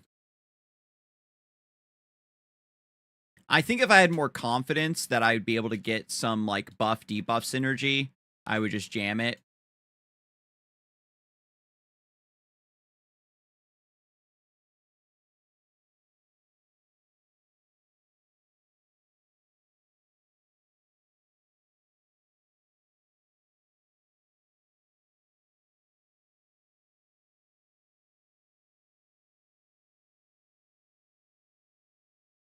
There's a total of 10 classes in the base game, so after DLC, it'll be 14 classes. Wow.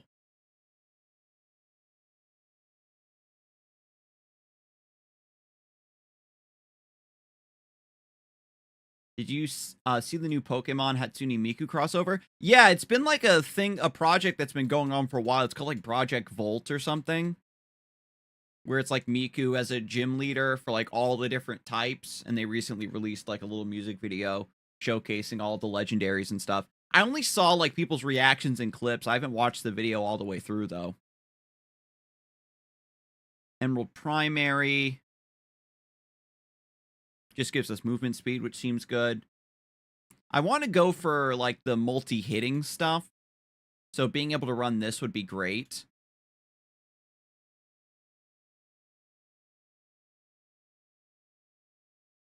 I think we take Ruby secondary. Generally, the Ruby secondary, I value the damage, and it doesn't tend to throw off my rotation too much because I can just go primary, primary. Oh no.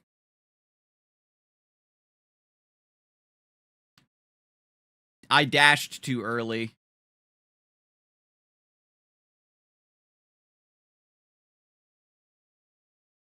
Woo!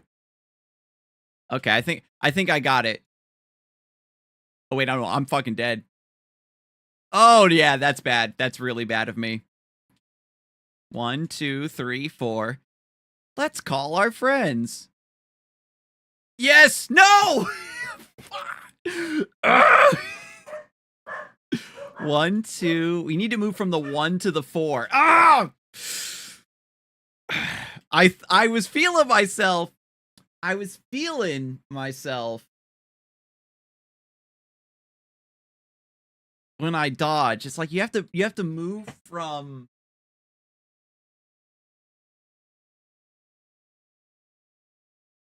So you have to let 1 go off and then move back into the path of 1 as long as it's not also crossing with 3 or 4. It's 4 to the 1. Oh. Okay.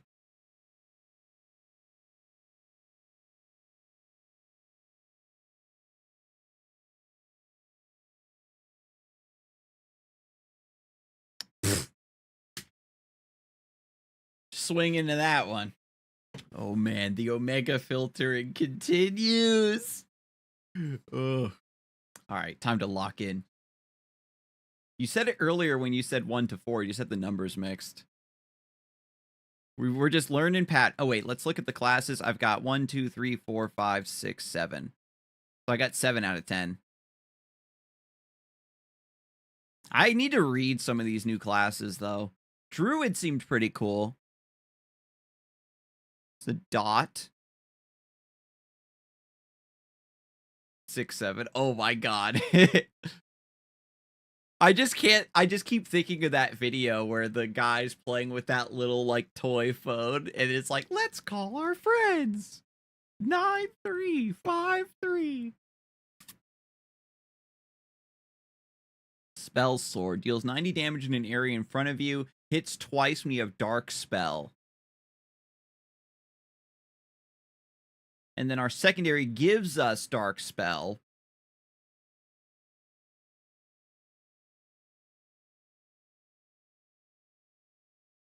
And then we cash it in. Deals 120 damage in a line in the direction you're facing, hits twice when you have Dark Spell. And then Novi Dark applies Hex to all enemies, where they take 10% extra damage. Interesting.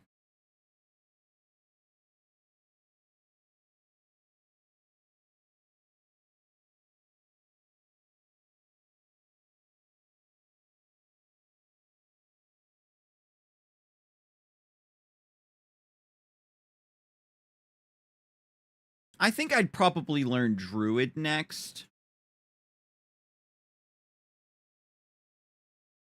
Oops. But we'll keep on our wizard training arc.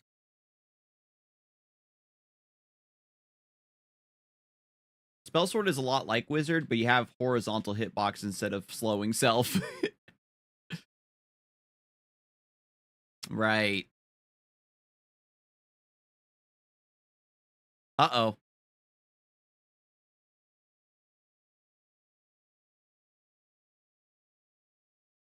Oh, man.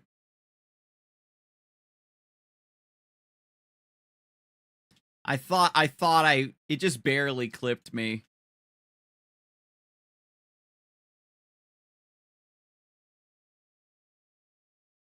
Yeah, you have to react with your movement as soon as the laser shows itself.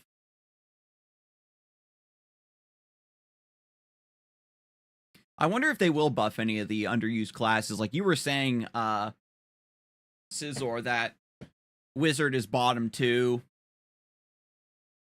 Just for the sake of variety. It's like one of those things where it kind of doesn't matter, if that makes sense.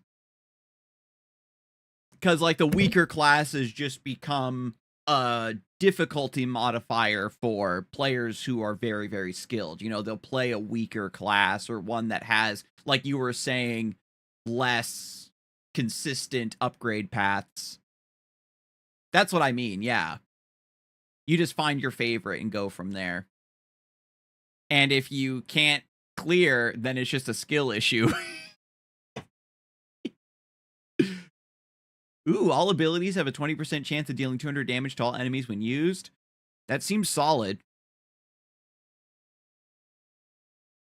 Your primary and secondary have a 5% chance to deal 100 damage 5 times in a large radius around your target enemy when used.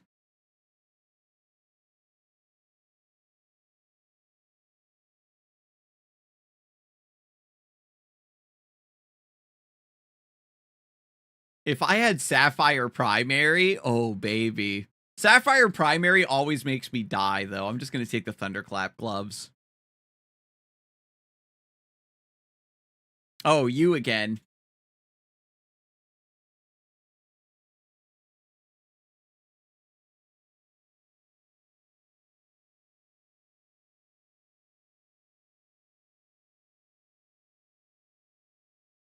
Ooh, okay. The wolf dashing is so strong. Okay. Yeah, Sapphire Primary is always so dangerous.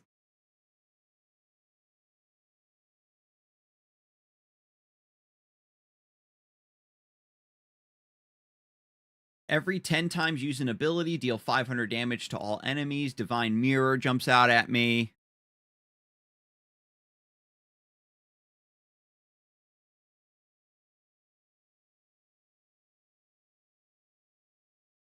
Yeah, I'll just go Divine Mirror.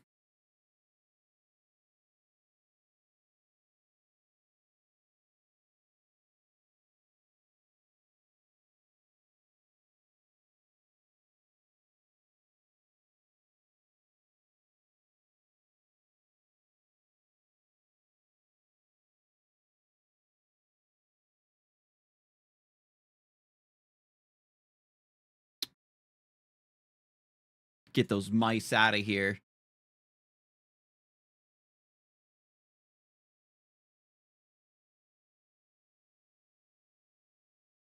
Oh my god, the Sapphire Primary! Okay, we gotta int this run. The Sapphire Primary. It calls to me, chat.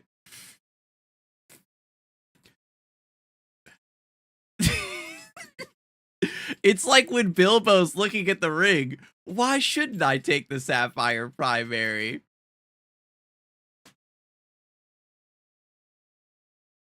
Sapphire Primary, go Burr. It's funny because it's really specifically good in this fight because I could just slide cast with it.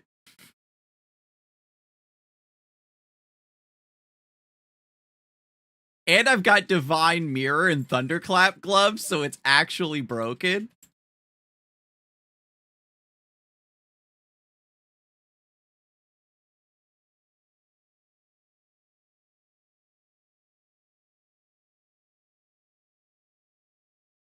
Oh god.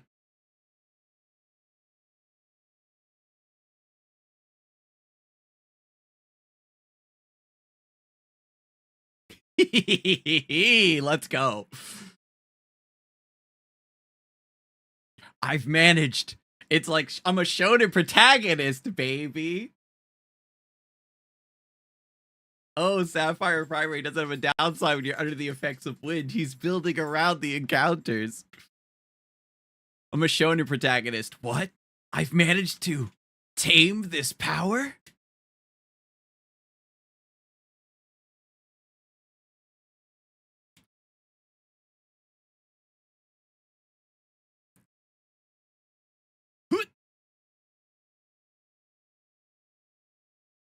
Pizza.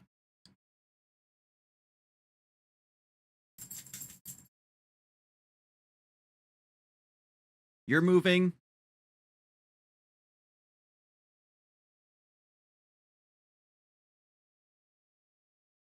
Yeah.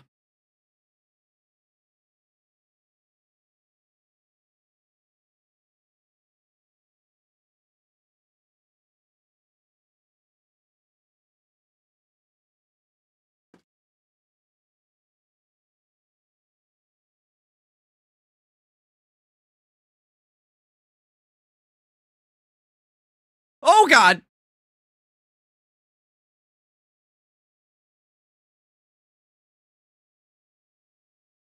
Ooh, that's okay. I thought she was gonna move to the side a little bit more. What'd I get hit with? Oh my god. Haters. They see me winning. What? What did I get hit with? Haters will see you with a Sapphire upgrade and say he can't afford a reset. Oh, I was too focused on the line and not the cleave. Damn it. Okay, okay. I was a little bit too full of myself there. Floral Bow. Every 6 damage. All cooldowns are reduced by 2 seconds. All loot and ability cooldowns start battles on an 8-second cooldown. We don't care about that. Your primary deals 70% more damage. Its GCD is increased to 0.6. Increased by 0.6. How does that work? So it's just back to normal? There's a cleave hidden under the 1 and 2. Oh. It'll be 1.1 now. But then I don't have movement speed.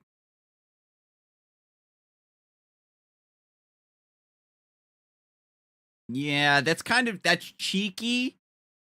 But I really value movement speed.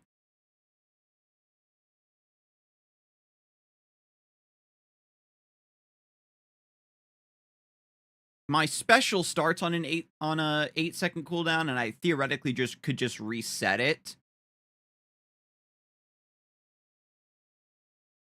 I'll just take the floral bow. Yeah, I'm gonna be standing still with the floral bow. Boss time! Knockback! Oh god! No!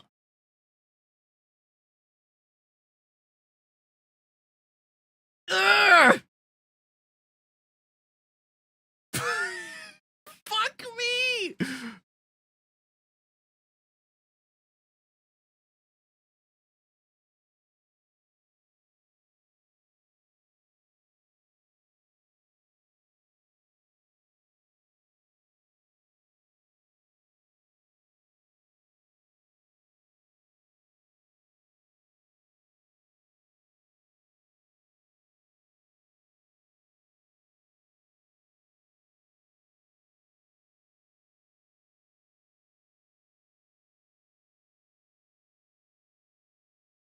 Ah! Yo, what's up, Remny? Oh man, it's been a while since I've played this. I gotta learn to use those shield abilities. Yeah, I gotta be better about reacting when I'm gonna take damage. The wolf girls, man. When did these become my weakness? The wolves used to be so easy. Yeah. At least we got our Sapphire primary going. Now that I've played a bunch, there's too many items in the pool.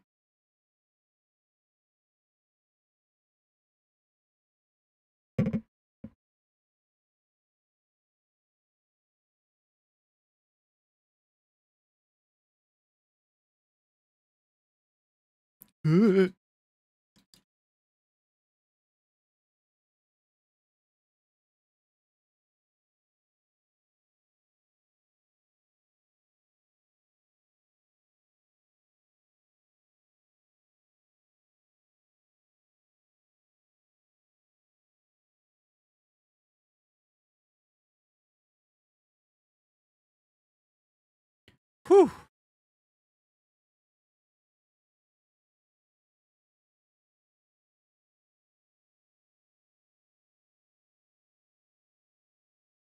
All right. Primary applies poison. Book of Cheats. Always fun. Queen's Crown. Our crits crit harder. When you have a buff, your movement speed increases significantly and you deal 25% more damage. This has potential to become useless if I don't get the right synergies with it. And a lot of the buffs I would typically get are like flash strength, where I just expend the buff immediately, so it's not actually worth it. Did you know you can copy Twilight during boss fights? No. I haven't fought her in a while. Your defensive counts as a buff? Oh, if I'm staying in the circle for Astra. Yeah, I guess you're right. I didn't think about that. You simply hit pause and time will be stopped.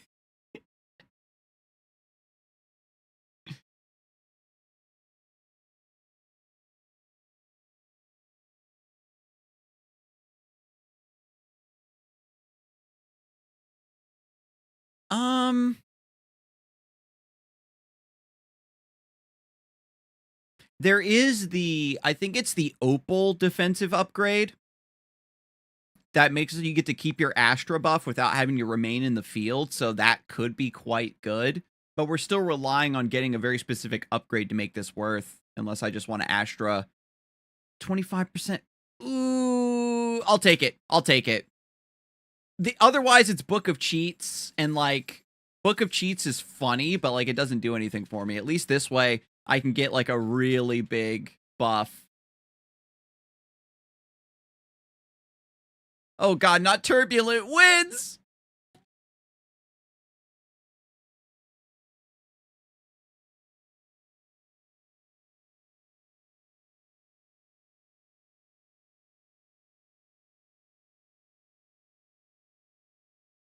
It's more like roguelike raid sim, which is more obvious in multiplayer, or a raid-like, you could say.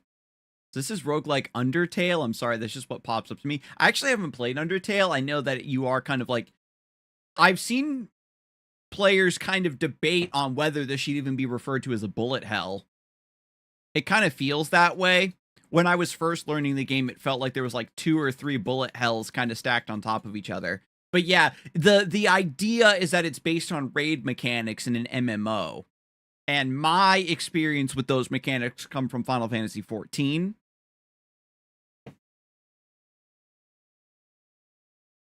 Where you're fighting a big monster in the middle, the tank is aggroing it so they can kind of, you know, corral it to one side of the arena or get it to face a certain direction. And then it'll be throwing like fireballs all over the place. And then like a big circle will appear on the ground where the fireball is going to land. So you have to be able to move out of the way of all of the boss's attacks while also using your abilities on cooldown and keeping track of all of your buffs and your teammates' buffs. So I know I would definitely get a lot more value out of playing online with more people, which I'll be doing soon. If anybody in chat ends up picking up this game, we'll jam it out. And I'll go back to normal mode and we'll learn together.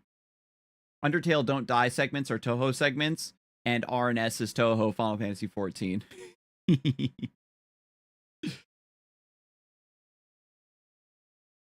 Every 2 times you use your defensive, gain Elegy. Moon Pendant, every 12 seconds using your special will deal 400 damage to enemies in a moderate radius around you.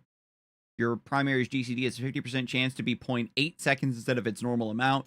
Okay, we can have Sapphire upgrade, but only 50% of the time as a treat.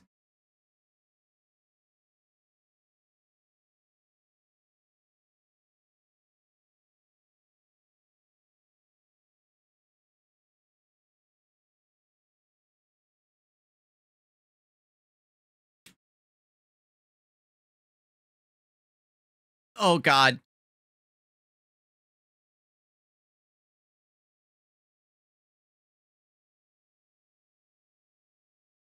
Yo, what's up, Leasia? Welcome in. Good to see you again. Not sure if there's others that play here, but you should definitely just open a lobby yourself. Oh, you can get Rabbit Luck defensive and then it's Sapphire upgrade 100% of the time. That is true. Build your own Sapphire upgrade and throw the run. Ruby primary.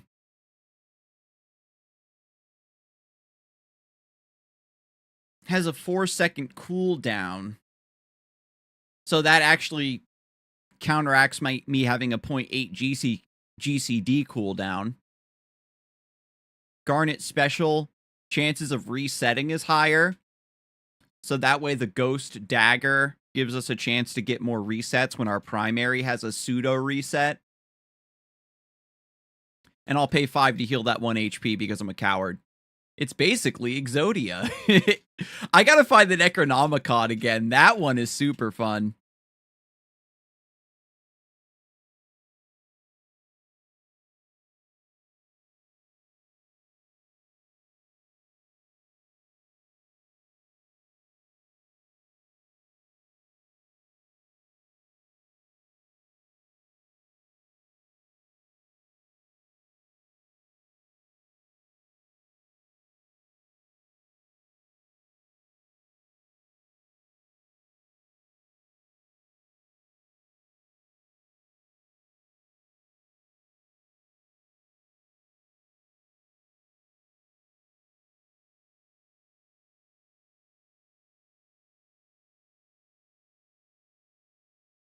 Shoo.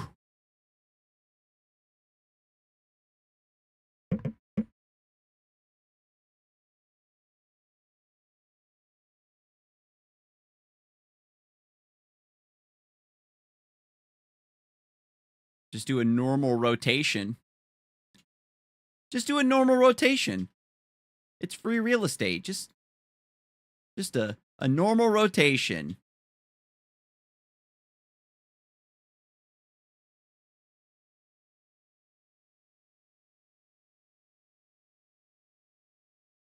I take that hit. Brutal.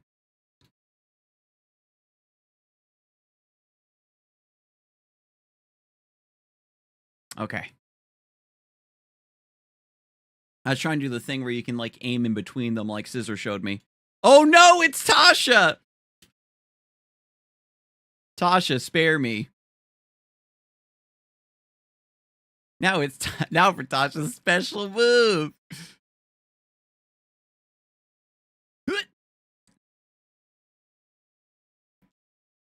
The Weeb Cleaver.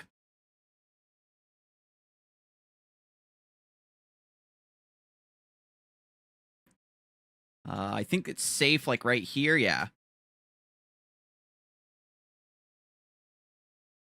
And you're gonna move up here, and we're safe.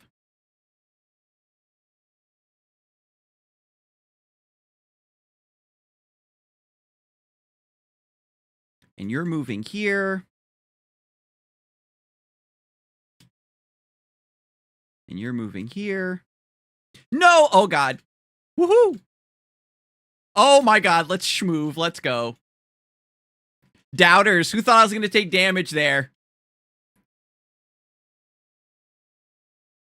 Where's the cleave? Ah! Let's play Where's the Cleave? What? Okay, up here.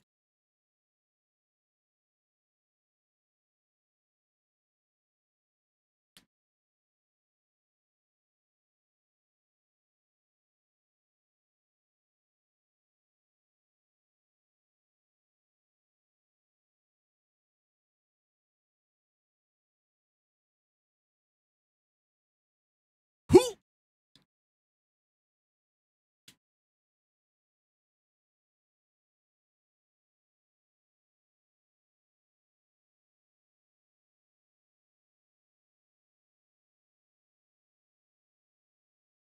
Ah!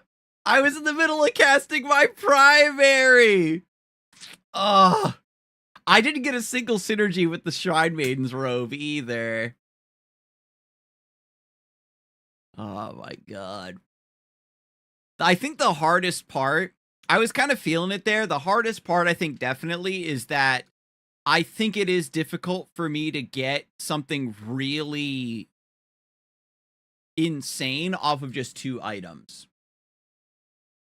Ironically, I think if I can make it through the first area, I, like, just really pop off.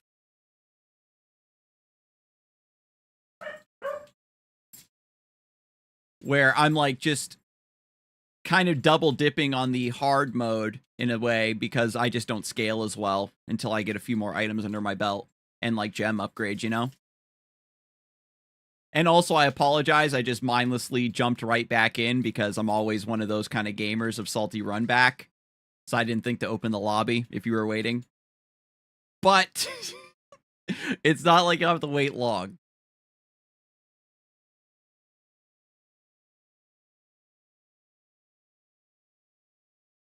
Thunderclap gloves. The math spear. Every 10 seconds, slice the air around you, inflict curse. At the start of each fight, inflict all enemies with decay.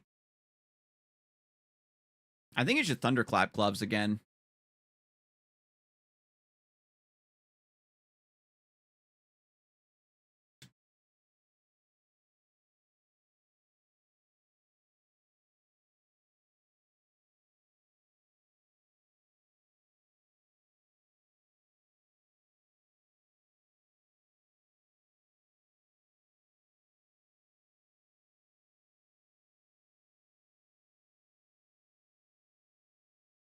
Nice.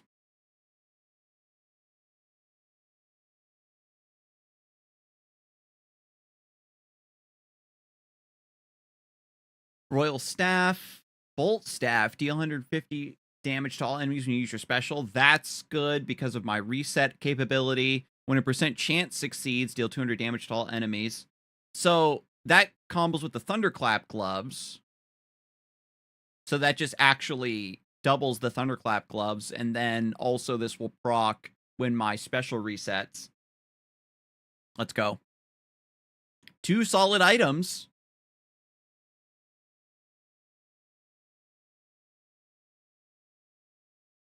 Yeah, girl, get reset on.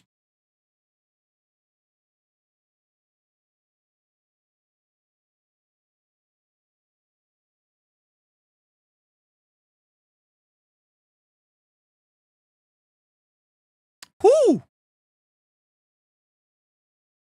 I'd love to play multiplayer for this at some point. I've never have before. Oh, yeah, I'll open the lobby after this. I'll open the lobby after this. All right. Emerald Primary deals slightly more damage. Can't join tonight. Yeah, no worries. I'll just make the lobby open. He's starting to do regular encounters hitless. He might be the legendary Sapphire user spoken of in the prophecy.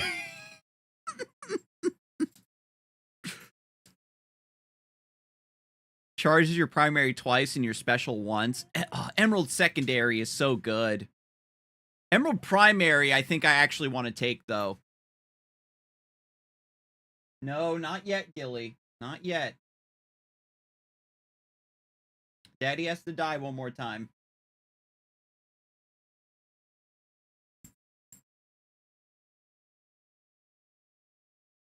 Chance of resetting is higher. Garnet special. Ooh, baby. Yes, yes, yes. Ooh, we actually have enough for the gold potion. Gives 5 gold each fight lasts until the next stage. Is this worth?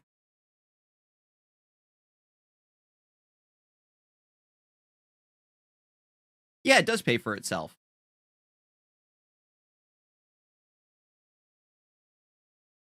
Haha.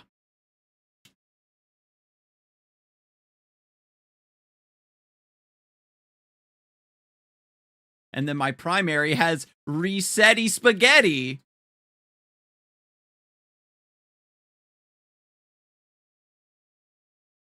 And then my Thunderclap glove procs when things reset. And then my crown.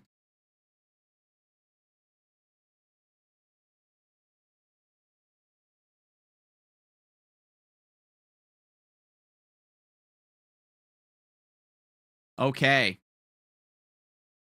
If you die, you don't get the profit. It's true.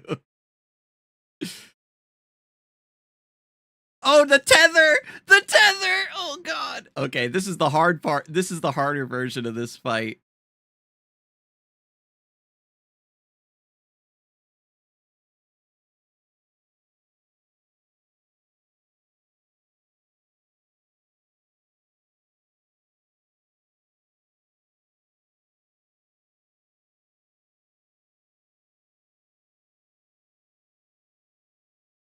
Okay, I was in the wrong place, wrong time.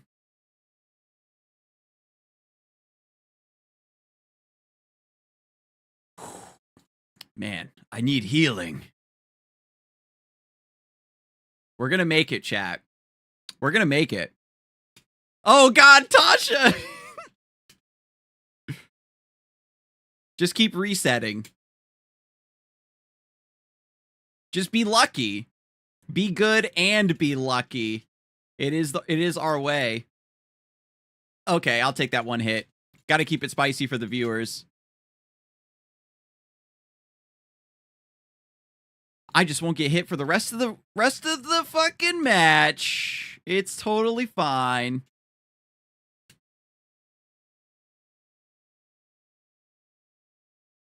And you're moving here? Yep. All right, I'm locked in. Director's commentary. They're switching places. Scizor taught me the secret strat. And you're going over here.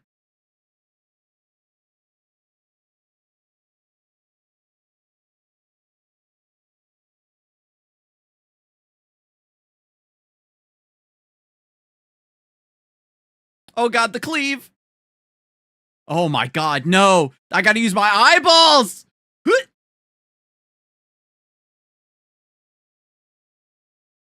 I can barely see what side is being cleaved. I swear to God.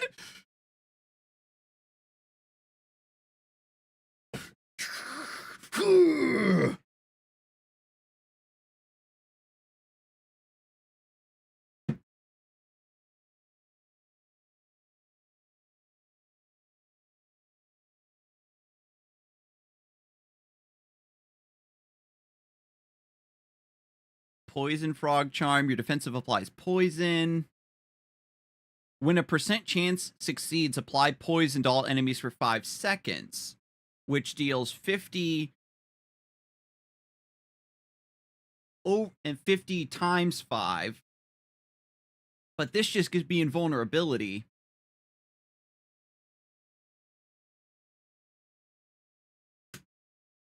I'm going to keep going with my percentage chance build. Because the super thing will bait me into using my defensive when I'm not supposed to. The knockback! Ugh! I can't... Because the boss knocks you back, but if you're on the other side of the boss to get knocked into the proper position, you can't get knocked into one of the little squares.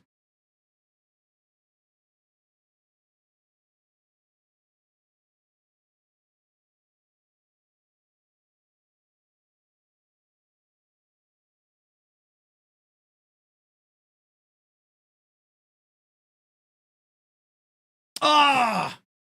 I can't read the cleaves to save my life.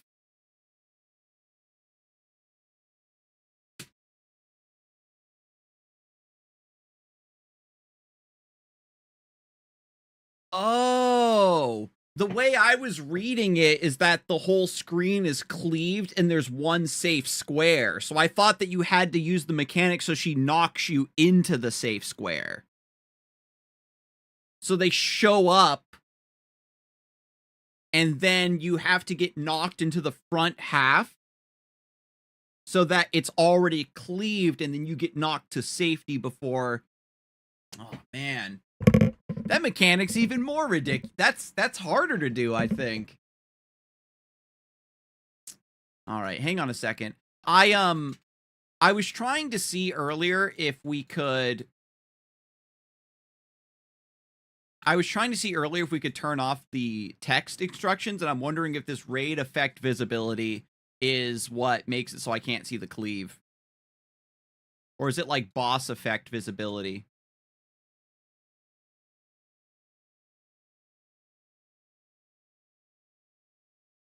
I can still see the cleave a little bit, but if I could make that a little bit more pronounced. But hang on. The evil trick they do in Hard and Lunar is make the safe zone be inside a mark ticking a damage timer. Yeah, I didn't even fathom that when I was figuring out how to do it before. We'll open the lobby for hard mode.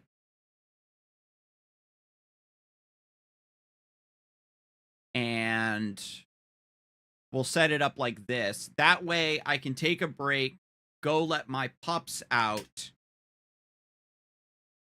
and then people can come join. It's fine. You'll have plenty of time to hop in while I go let my puppers out and give them their dinner. So just give me a few minutes.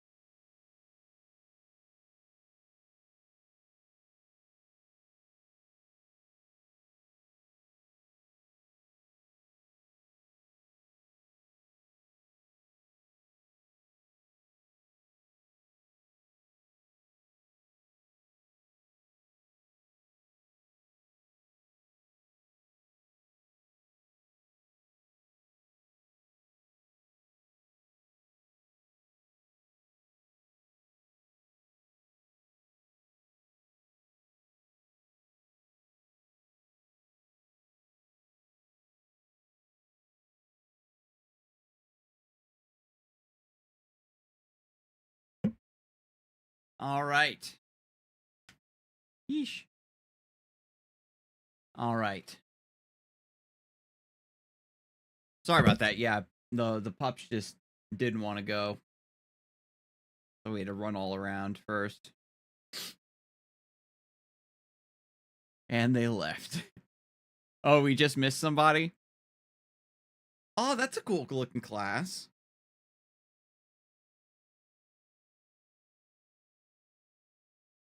New ally. Oh, cool. I guess we can just go with 3.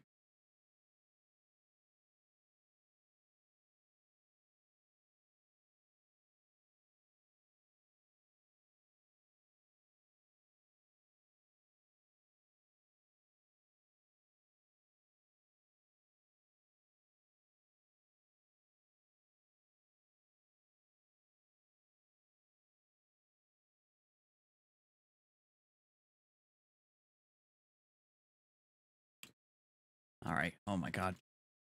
Figure out how my rotations work.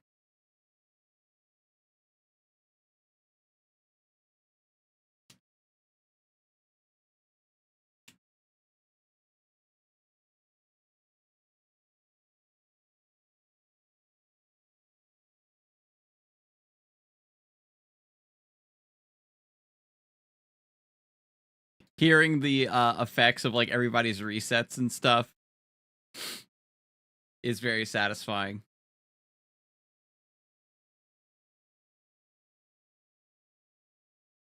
And the way it works in multiplayer is that we each pick one of the items.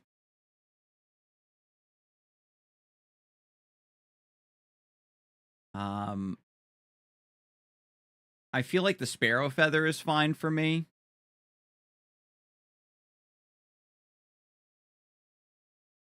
Or I would take the black wakizashi.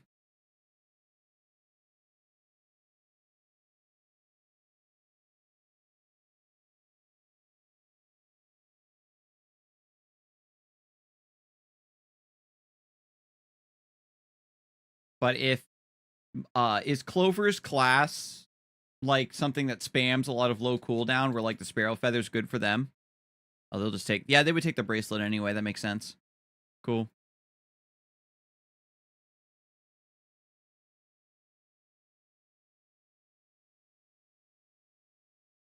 Oh my god. I got clipped.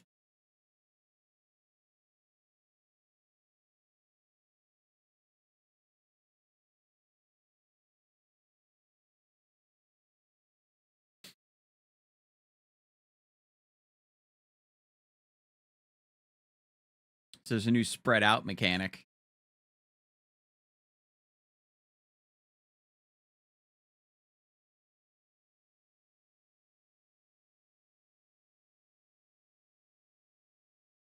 Your defensive range decreased by 30%, but has 2 counters, 2-second shorter cooldown, and grants counter.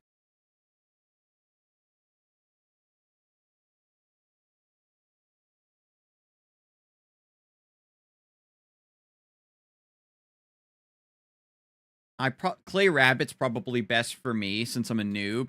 The Black Steel Buckler seems good, and Darkstorm Knife also seem good. I'll just take the Clay Rabbit. It seems to synergize with my kit, just standing still and getting Stone Skin, so I can... Stone Skin just shields me from damage once. The move speed reduction was an extra thing on top of that other item.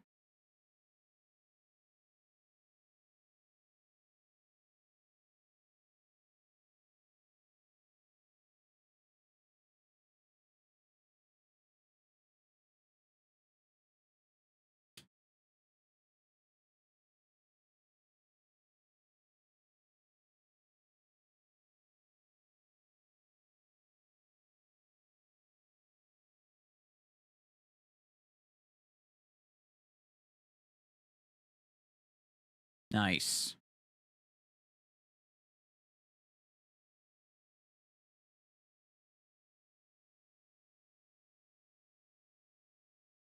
Well, I have to go. Sorry, y'all. Oh, dang.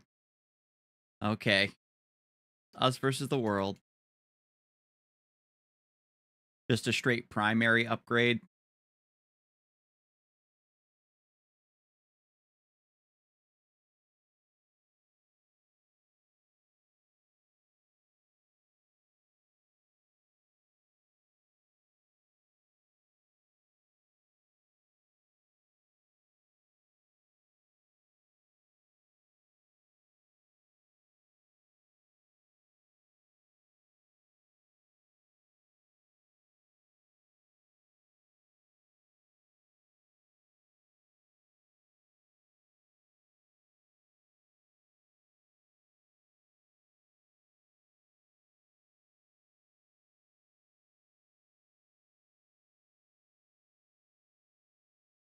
Oh man. Crazy multi-hitting skill.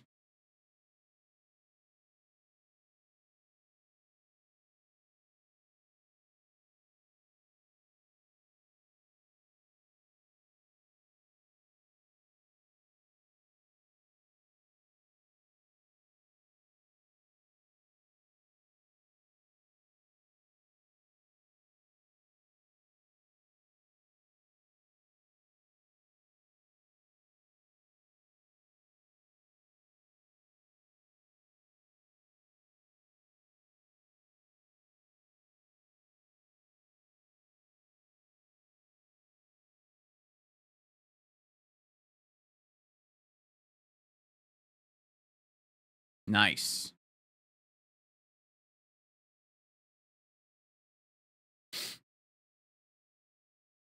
Oh man.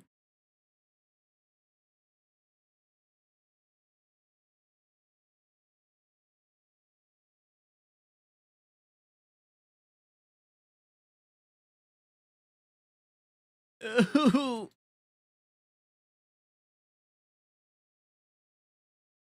I don't get it at all. The cleave is like attached to you.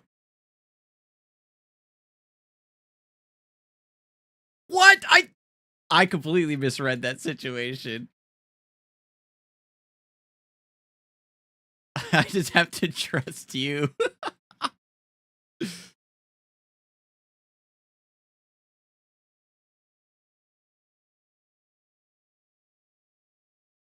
Oh god, the cleave like being set on me is so crazy.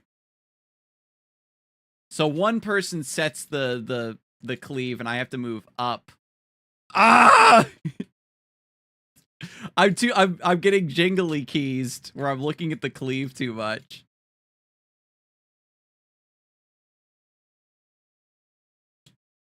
Ah!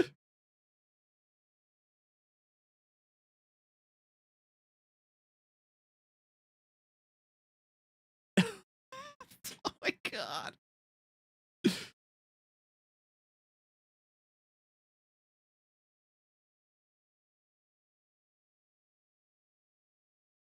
Ah!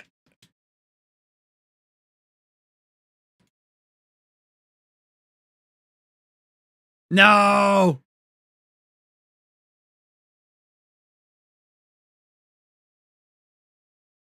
I did beat Tasha that one time.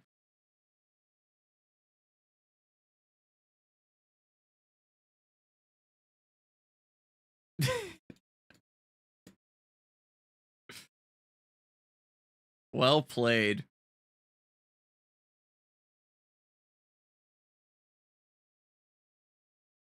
Deal 5% more damage. Buffs you place last 50% longer. So like my Astra field would last longer.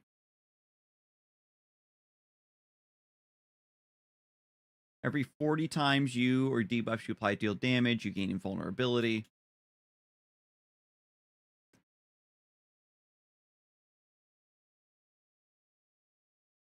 Oh. The field doesn't last longer. It's because it says buffs you place rather than buffs you receive. You know what I mean? Like buffs you place. It's just a different verb.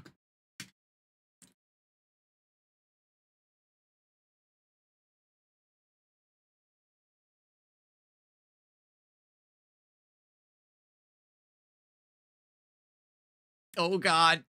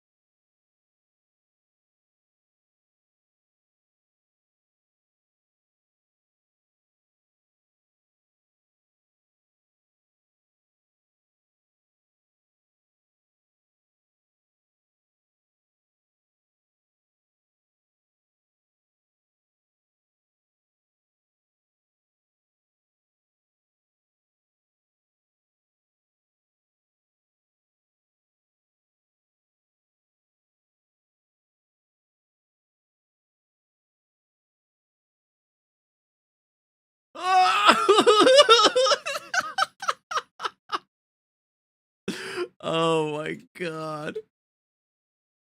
That was barbaric. Okay.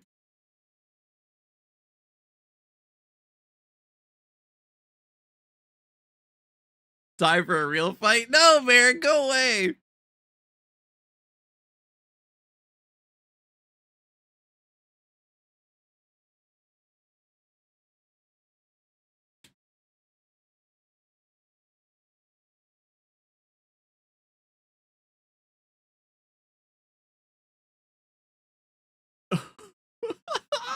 That-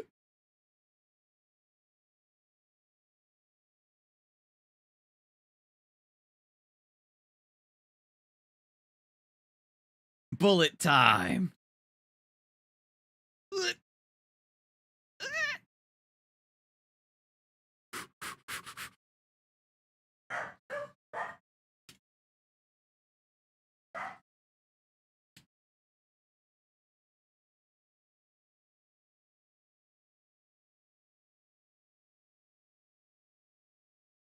What? Oh man. My brand.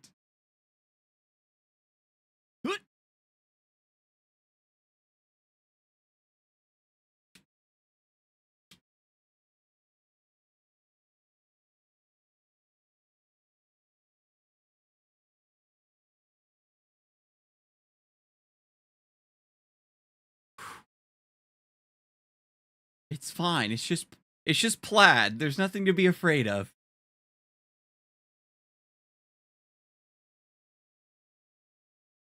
Oh, cleaving. Ooh.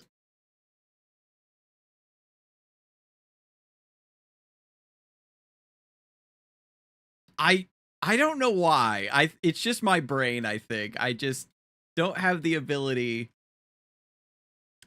to understand the cleaves visibly. Some of them are like clear and some of them aren't.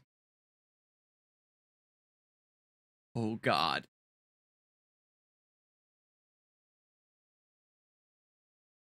This I can do. This is just bullet hell. Wait, oops. That's my bad. We had to dodge that and stay apart.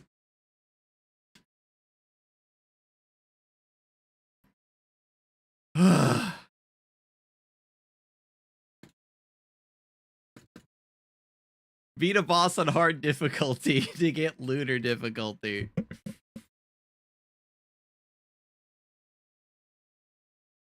Heal me. Sapphire primary. Oh my god. All right. Ruby special. No. Garnet special. While standing in the field, gain rabbit luck.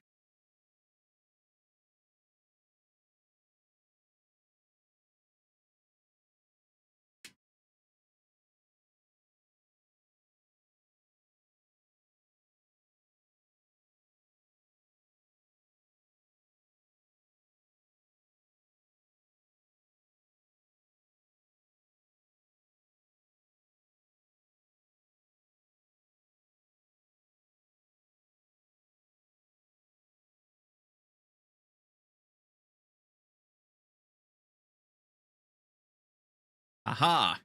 I have to move down here to compensate for your teleport.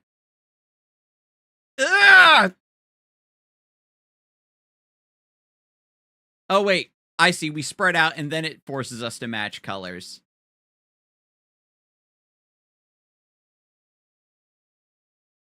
Oh my god, this is so complicated. It shouldn't be this complicated. Hey god.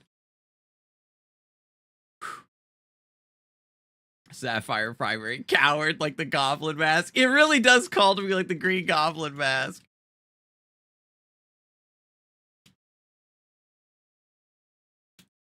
Oh, that's pretty cool.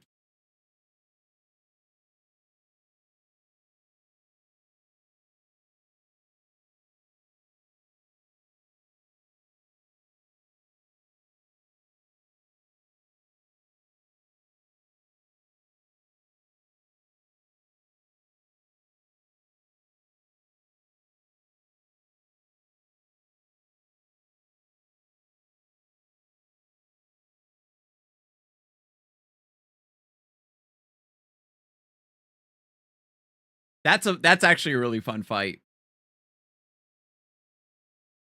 And with like 3 or 4 people, you know that this shit would be like even more ridiculous. Wait.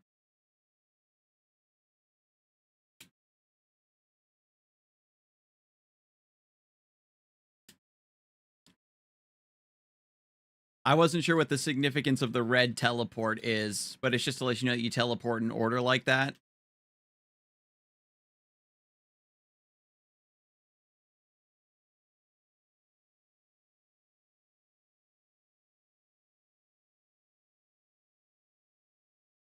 Oh god.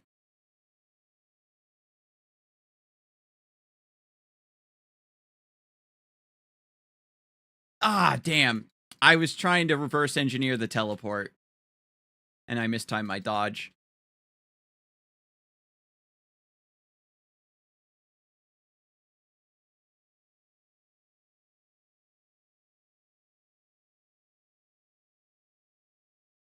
Fuck! I keep getting hit by the boo-boo keys. One mechanic is like, I'm tunnel visioning too hard on one mechanic. Ugh! Fuck.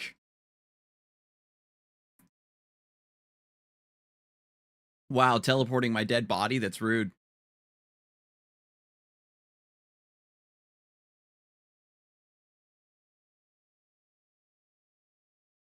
I think I want to teleport first and then revive.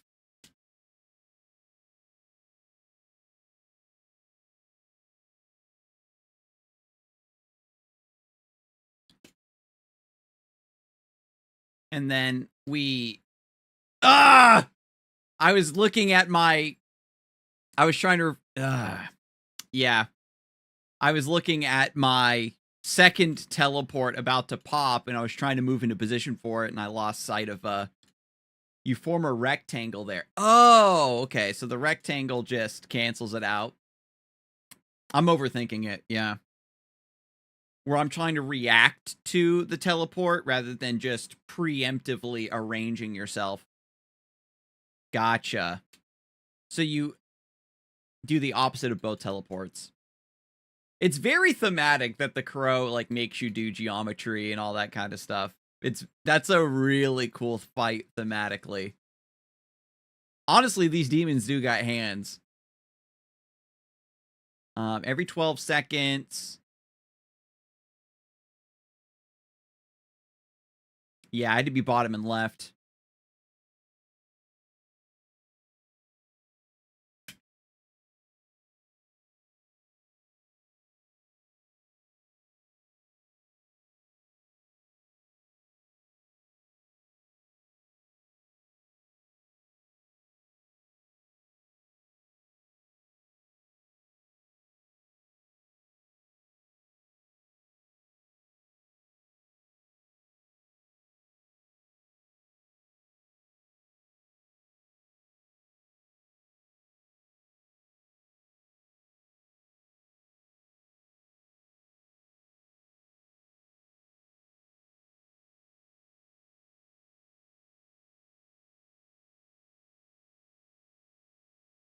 And then we do opposite like this, or samesies.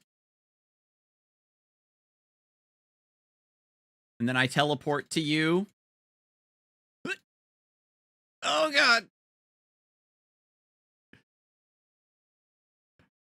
The anxiety of, like, when the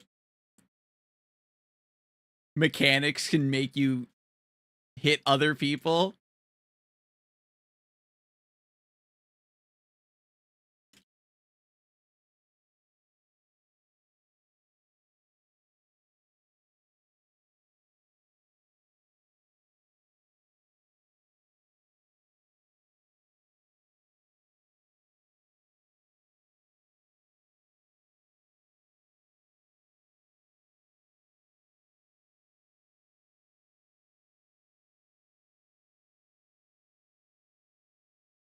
Also, when you attack enemies, your avatar pops up and you can customize your avatar. It's exclamation point color, and then you pick a color, and then exclamation point equip, and then you can type the name of the weapon you want.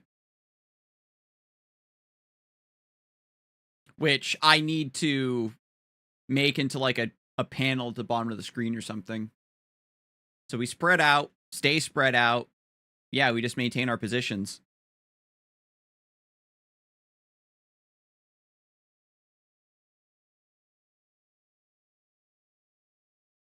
Well played. Wait, what? Okay, I misinterpreted the mechanic. Thank you for compensating for my ability to not know what the hell this boss is trying to test me on.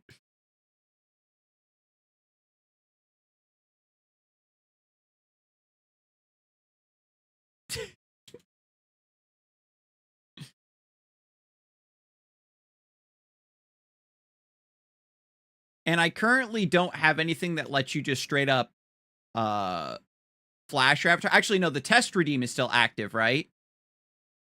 So we teleport up, and then we line up.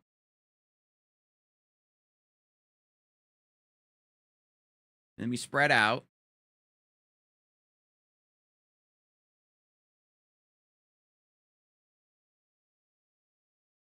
Oh my god. Come back together, spread out, come back together. Time stop cooking.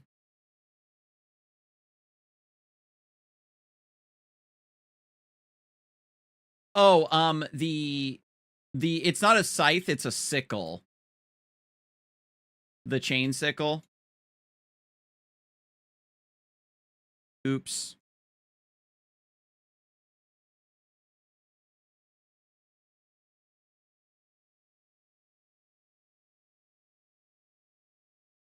But I think the test redeem makes your avatar pop up. And when you use an item, your avatar also pops up. So you can use a slime charm.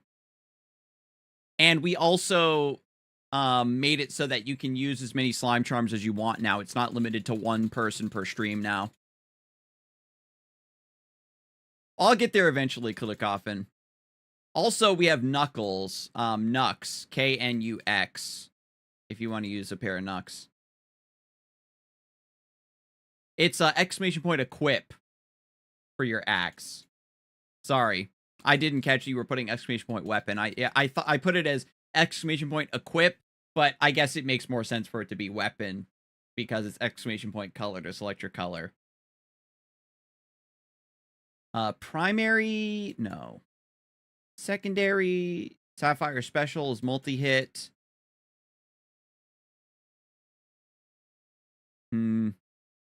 I think I'm going to do Opal Secondary and just supercharge my special. Try to get a little bit more damage up in here. Grab a heal. And then if you use an item or check into the stream or use the test redeem, it should work. I don't even know what's going on.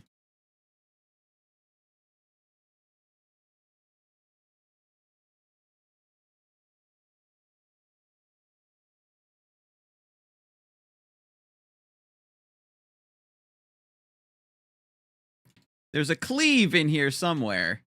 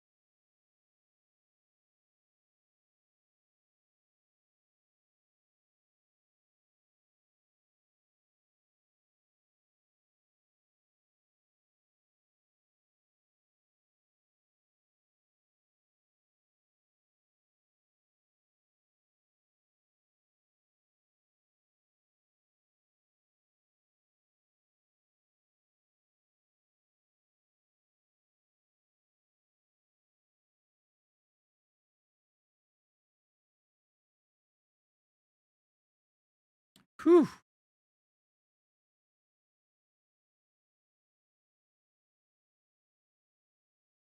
I'm also noticing that there's no sound. That might just be on my end, though.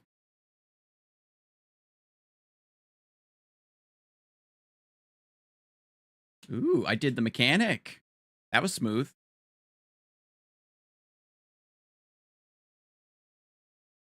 Okay, that's moving a little bit too fast. That's my bad. I didn't know it was going to move like that.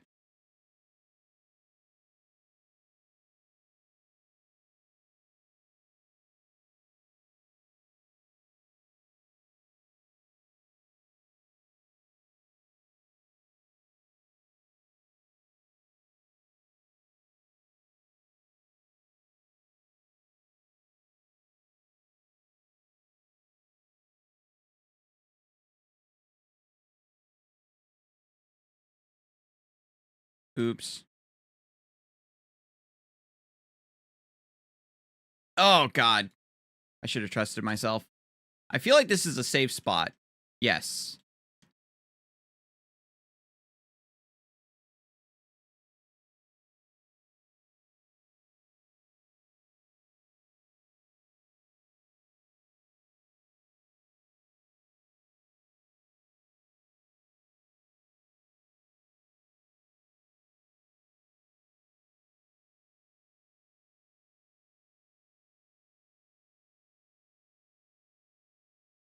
Oh. Phew.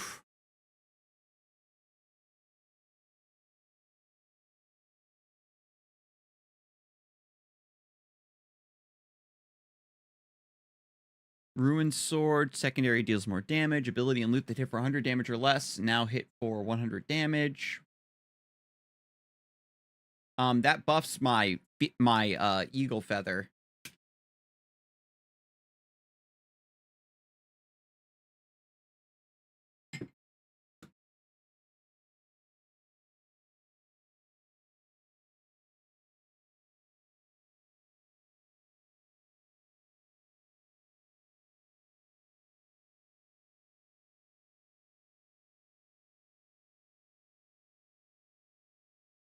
Damn.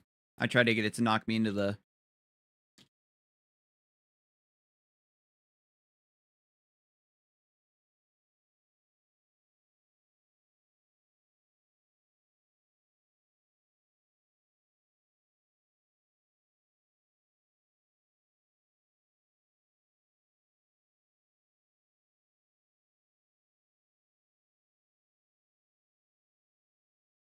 Whew. Close one.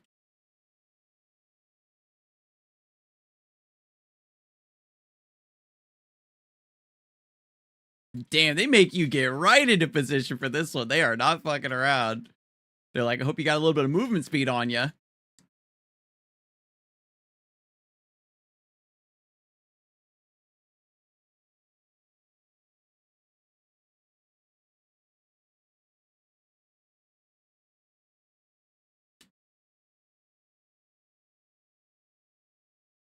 Where do I match my color?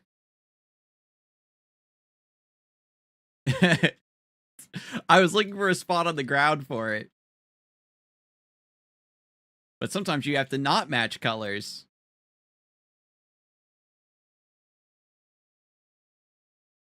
Miss Maddie's my favorite kindergarten teacher.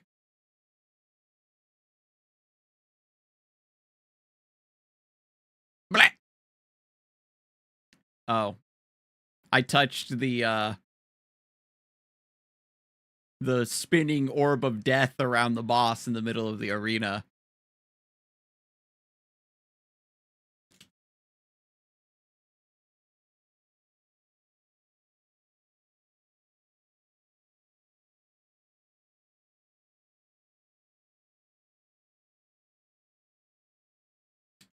Neat.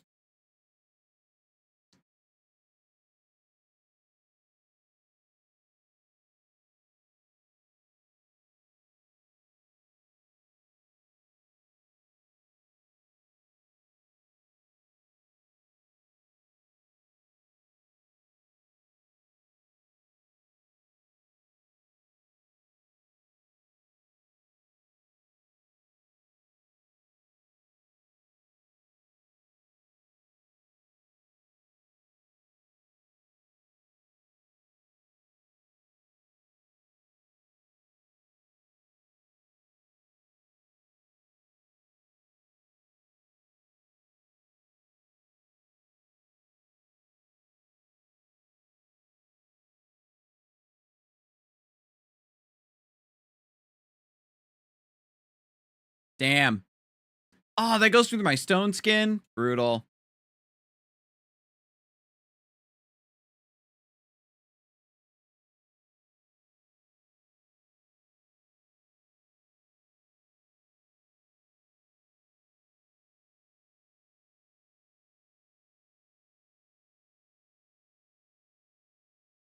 Wait. Okay.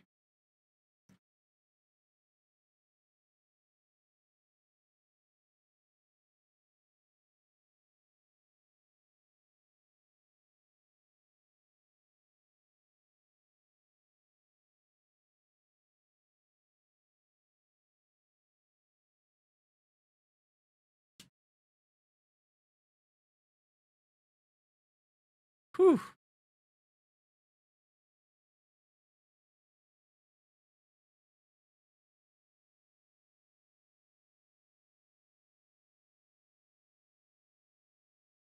Wait. Oh my god. Yeah, I was standing too close to the center.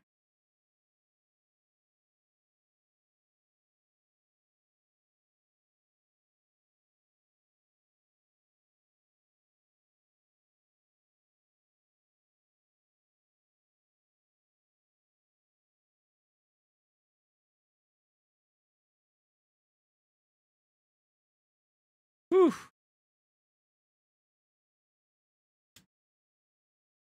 Well played, by the way, Scizor. You're doing phenomenally.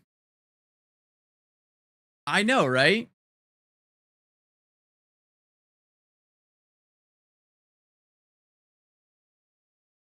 I can't see anything. All right. Give me the heal. The Sapphire primary upgrade. Opal special deals more damage. Cooldown is shorter, but no longer randomly resets. Deals more damage. Sapphire is really good with Sparrow Feather. Oh, you're right. And I've got the glove that also makes it stronger. Okay. You're absolutely right. Fragged out Wizard Rabbit is busted out sorcery style. Go to it with the saws.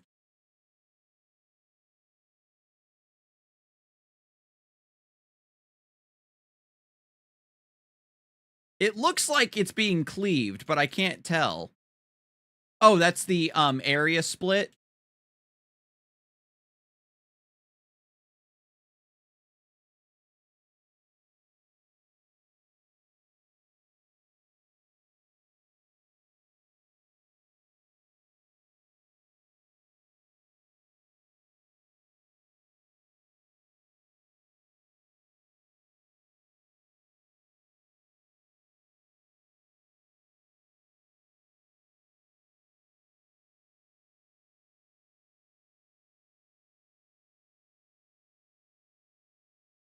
Oh, baby.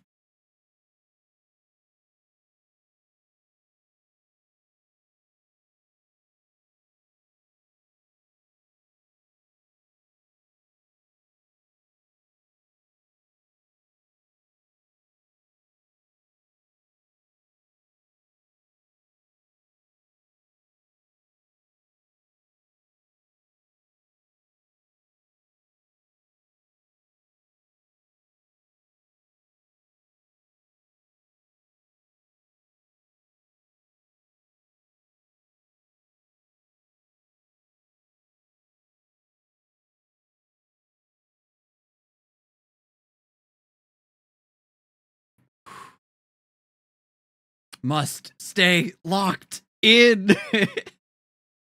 Every 10 seconds, your secondary will deal additional 400 damage. Secondary, secondary, secondary. Every 10 times you apply you or debuff you apply deal damage to an enemy, 150 damage to all enemies. So I can just do that with your multi-hitting is ridiculous. So I think I already have the one that increases the cooldown of my secondary, which I'm not going to be using too often. But then my special resets more. So yeah, this one's better. Because I'm only going to be using my secondary every once in a while just because I need it to reset. The moonlit pinnacle.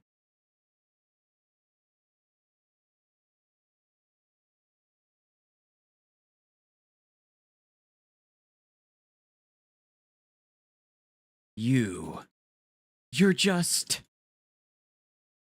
Again.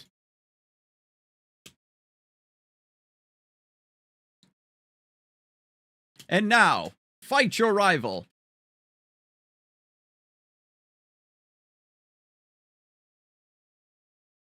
Oops, that fucking moon was coming right at me. Oh, God. The Sapphire Primary claims another victim.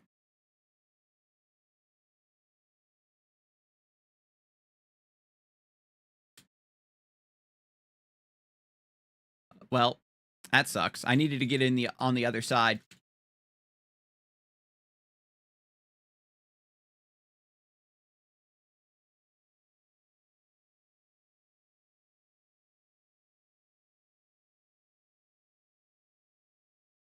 Wait, I saw you moving. I thought you meant that I was standing in the wrong spot.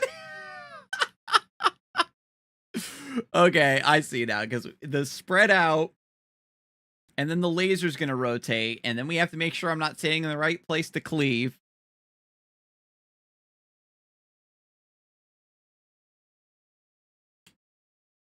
I think I'm safe here. Yeah.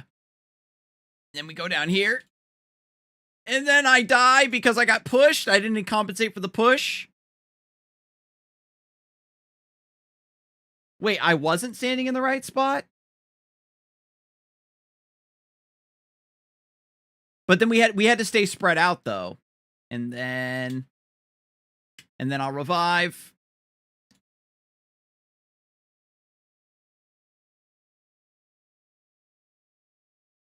I just have to follow you until it tells us otherwise.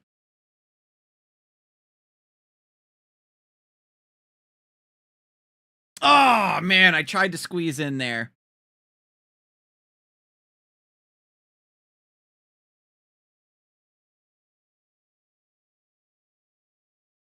So you get on the side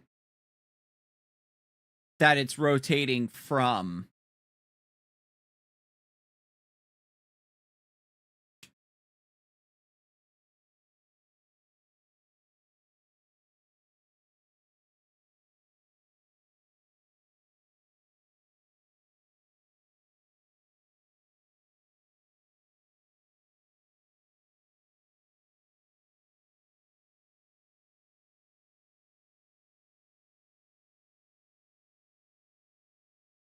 Oops. Oh, my God.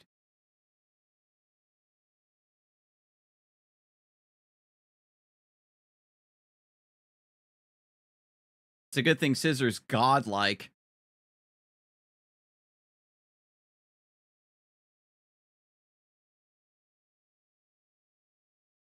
And then it's going to rotate up into me. Okay. Spread out. What? Oh, my God. What? That one I definitely thought I was clear.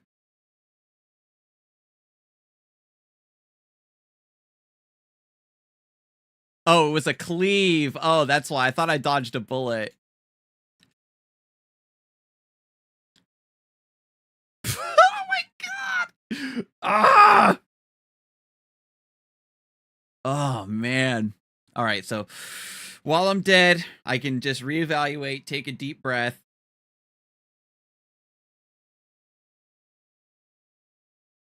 Charging an unavoidable attack.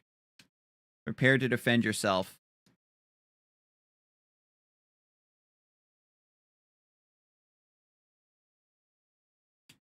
Ooh, Monogatari.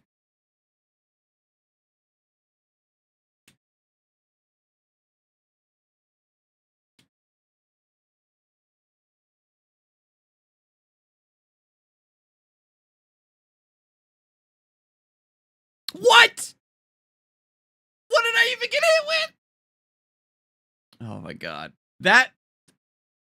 What killed me there? Were we? I think we were. We needed to be spread out. I think I was too close to you. So that's my bad. Yeah.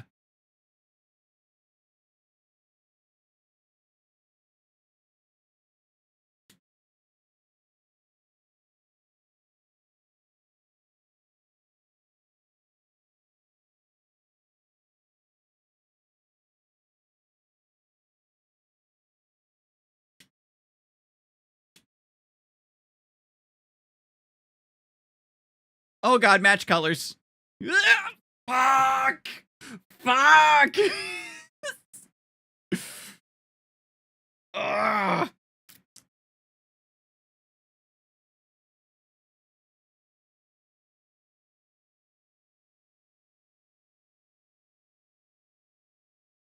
I gotta lend my meager DPS to the cause.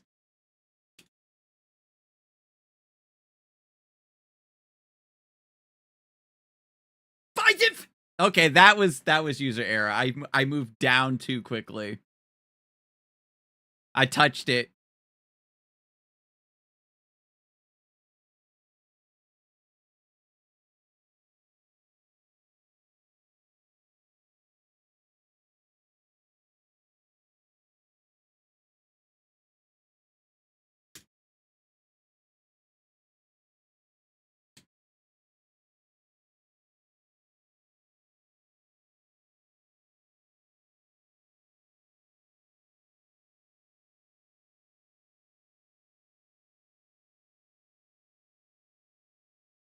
Oh my God, thank you so much for carrying me. You're ridiculous.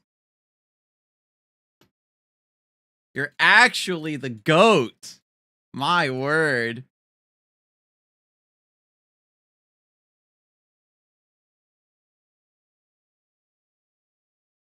Said PayPal. I know, right? Oh my God.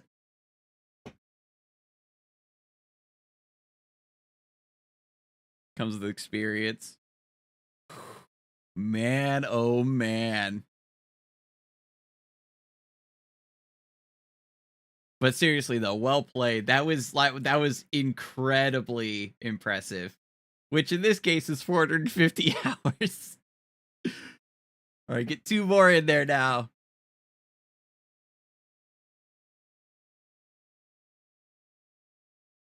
I get the pretty princess. What class is that? That was the class the other person was using before they had to leave.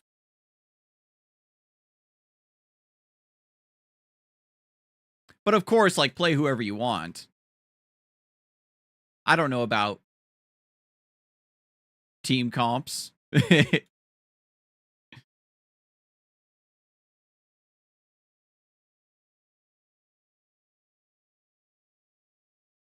Oh, Clover's back. Hey, what up, Clover? Aw, yes, aw. Wait, no, Clover's in there. Let's go.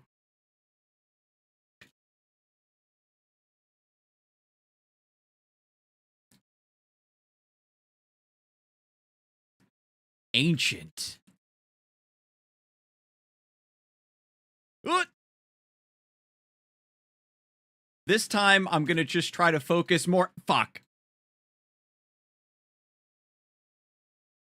This time, I'll try to focus more heavily on mechanics.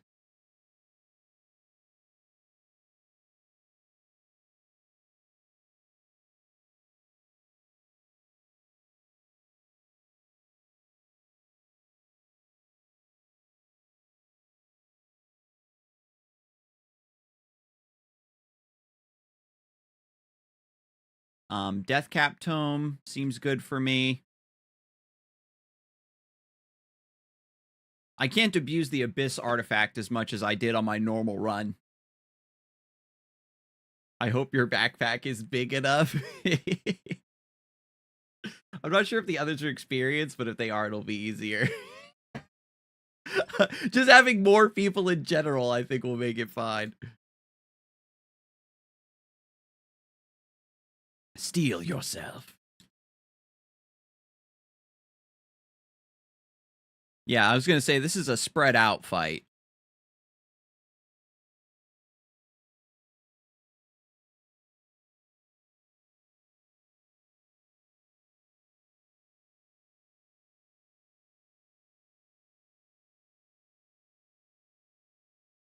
All right, 212. Doing a little better.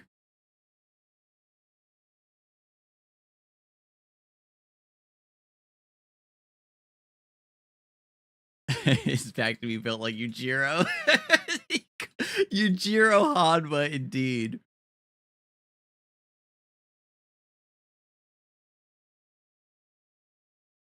I'm just gonna take the wing cap. I need the move speed. I need the move speed real bad.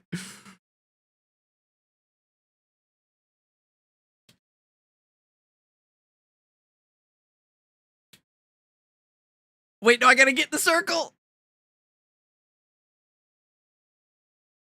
Match colors. Spread out. Ah! Get the circle.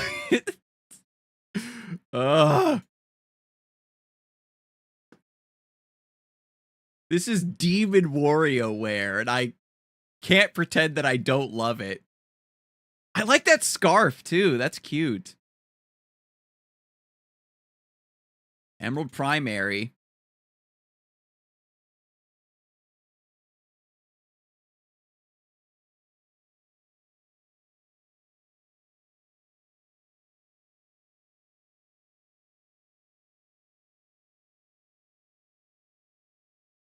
Cooldown of 3 seconds, chance to Omega Charge.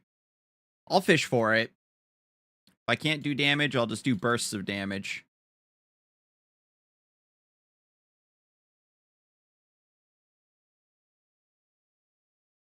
Oh, I'm about to, oh man, they're loading. That's a really bad sign.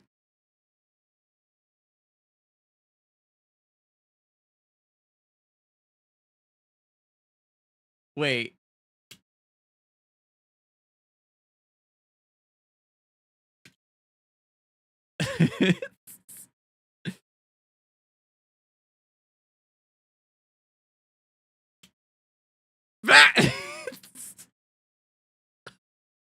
I'm so sorry.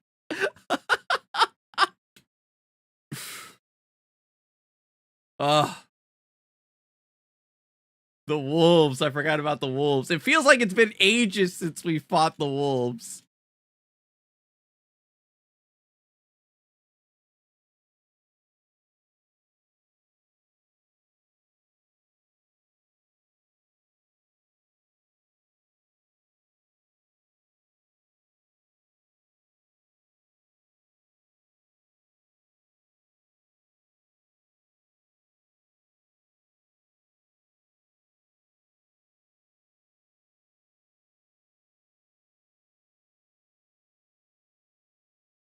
Whew.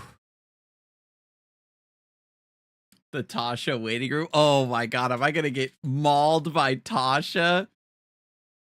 The sad part is I'm going to somehow cause everybody else to get mauled. I'm not prepared for the mental anguish.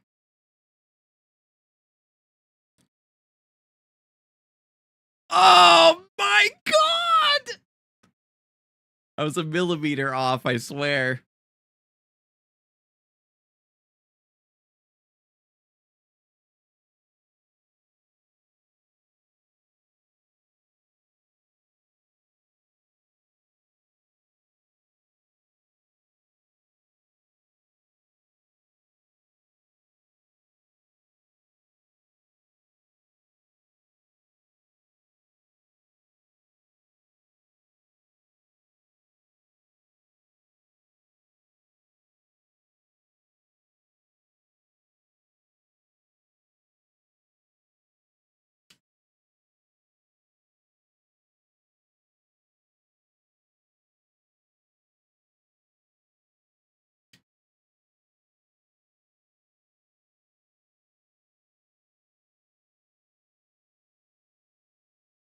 I appreciate everybody compensating for my new mask. Ah, that was my fault. If I needed to move just a split millimeter.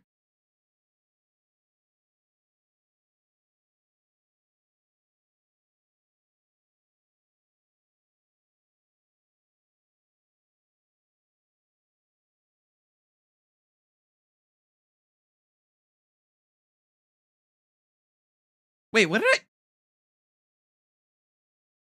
Was that a cleave, that last one? I didn't even notice. Damn it.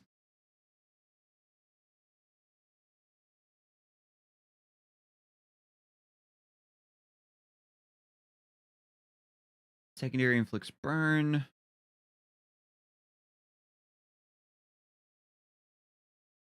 There's the clay rabbit again to save my ass. When 3 players are going one direction and 1 person is going the other direction. I didn't think it matters. You don't want dagger?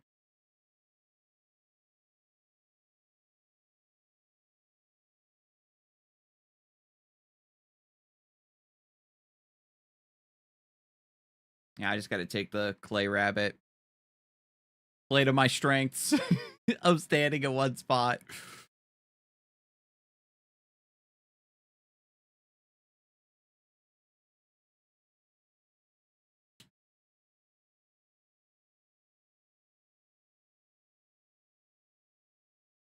Ugh! This is too much responsibility for me to have.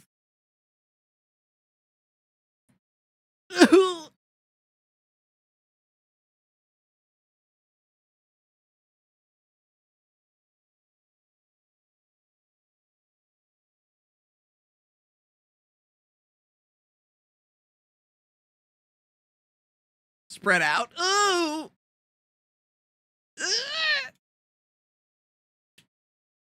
Cleave. Oh, yep. I don't, honestly, yeah.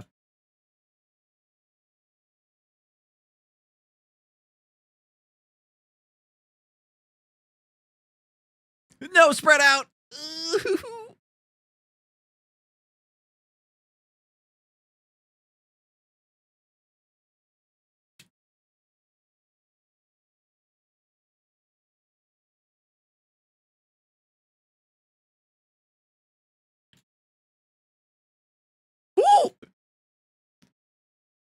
Okay, I guess I live over here now. That.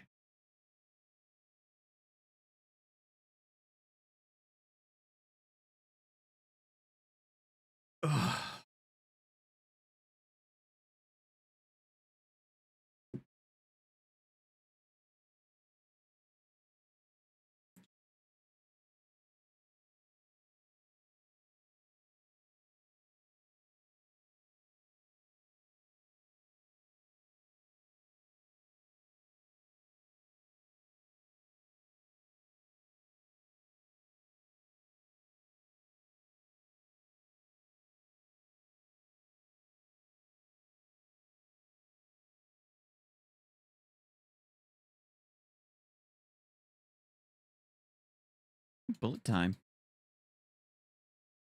Fuck! Oh my god, I can't dodge a fucking bullet time slow moving ass projectile. Yeah. He's cooked.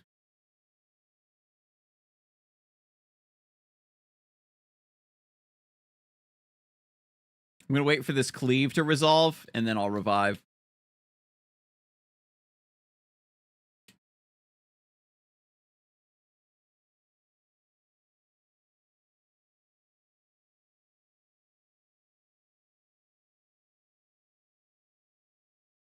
Rude.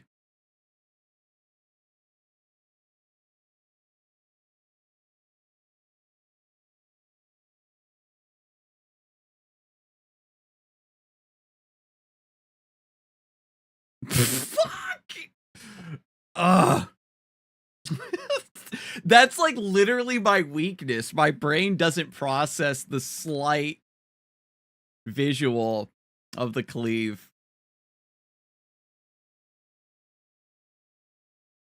But anyway, y'all are godlike.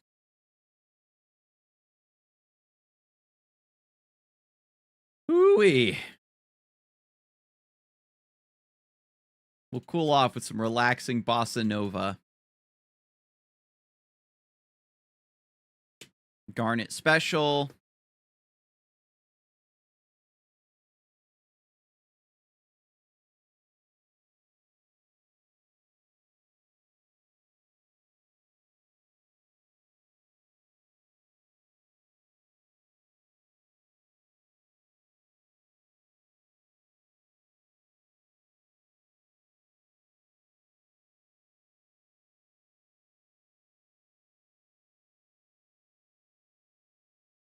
Okay.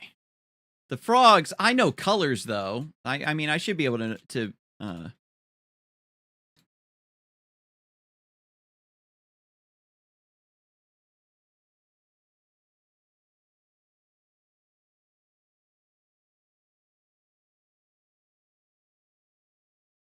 So the tether means that we can only be a certain length away from each other?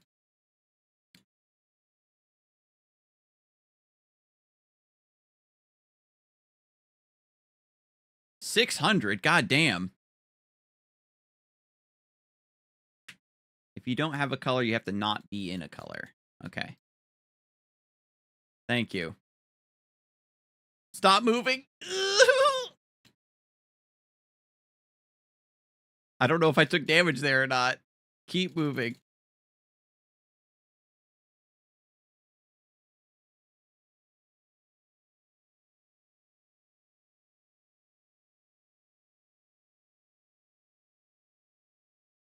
Phew.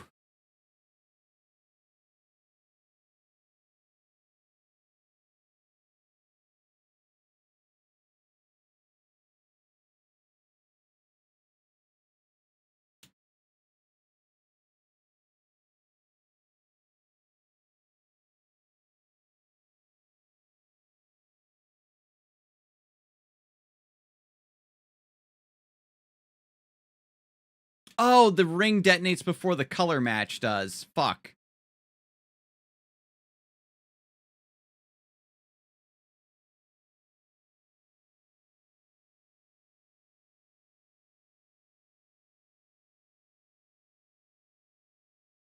Oh my god, you tried to warn me! Fuck! When it comes to MMO games, I kind of need to remind myself it's perfectly okay to be carried. I don't need to be good. This, yeah, let me tell you, I'm getting my ego fucking checked in this game. My lord. Color down here, up here, spread out. I mean, today was my, I gotta practice and learn hard mode. I know I'm kind of like hitting above my weight class here a little bit. Oh, I needed to find the green too. I went to the green 3.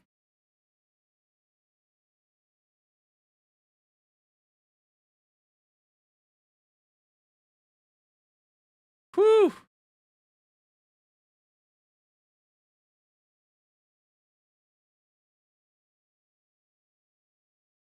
Specials cooldown becomes 30 seconds every 8 seconds. This loot item reduces your specials cooldown timer to 1 second and charges it, which I don't need. Can I still reset on top of that?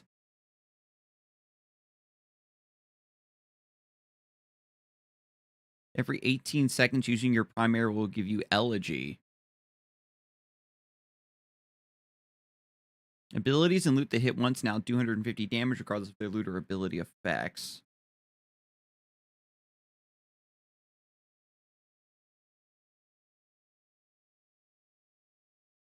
I guess I'll just take elegy if nobody else wants it. Ooh, shit. Wait, no, you're there.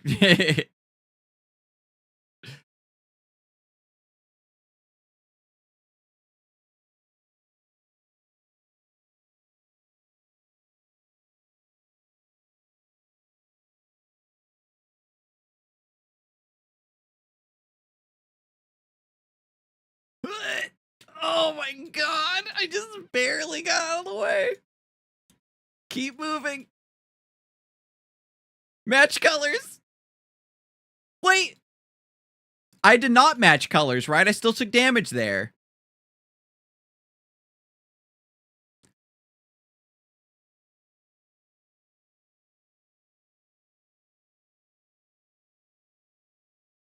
I'm matching colors. It said stop moving. That's why. Oh, I didn't even read that. Oh, I see. So it's match colors, but they're stacked. Okay.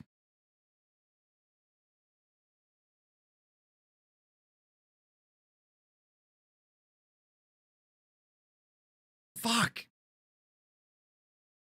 I'm trying to unmatch the colors. So as long as you're matched, if you're on top of somebody else's color, it doesn't cancel out and it doesn't make it so that you're technically not matched. Where it's not like a combo match and spread out.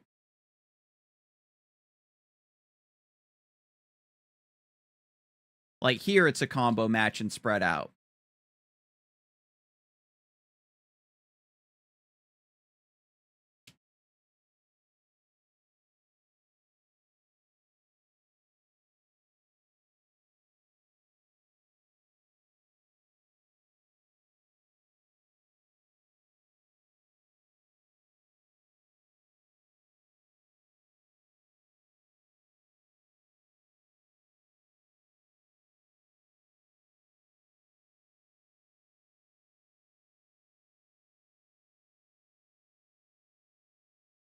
Match colors spread, stop moving, spread out.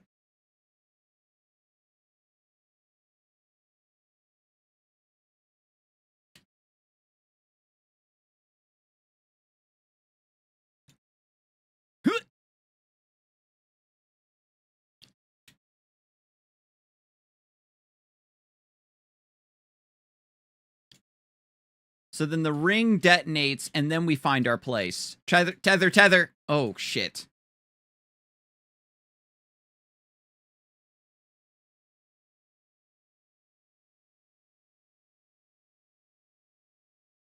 Trying to keep track in the order in which stuff detonates is also really messing me up. But well played, y'all.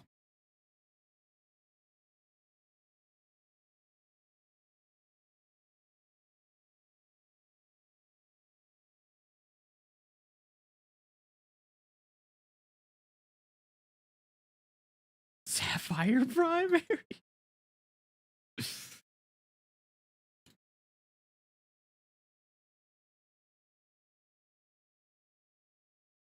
see. Every 18 seconds using your primary, 12 seconds standing still.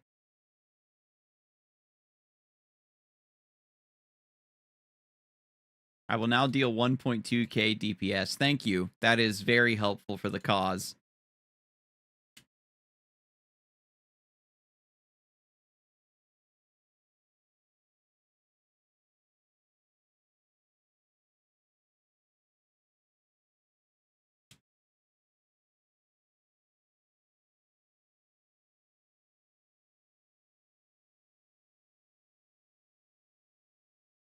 Wait, I'm like in the wrong spot.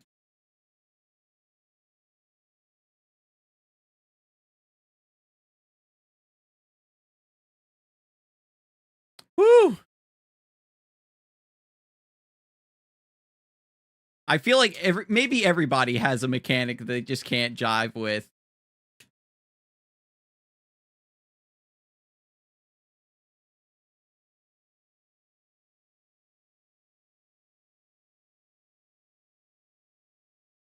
I don't even know what I got cleaved by there.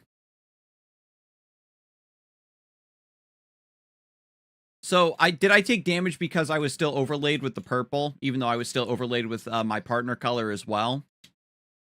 Like we have to be separate? Yeah, okay. Oh man, it's faster than me. Fuck. I had the right idea. I just don't have move speed.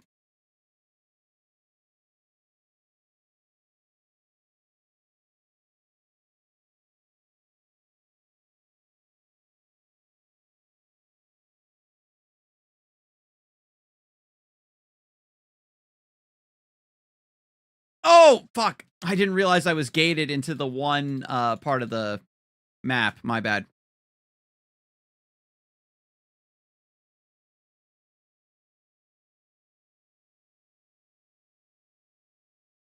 Whew. Damn, you weren't kidding. 3,000 DPS.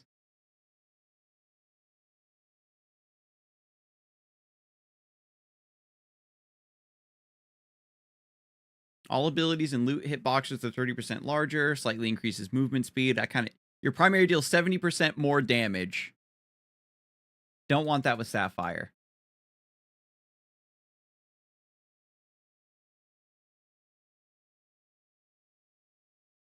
We want the rabbit's foot. Oh wait, no. I'll just take the grass woven bracelet.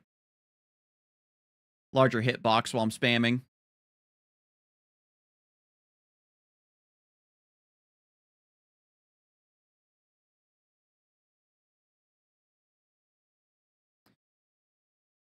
Damn.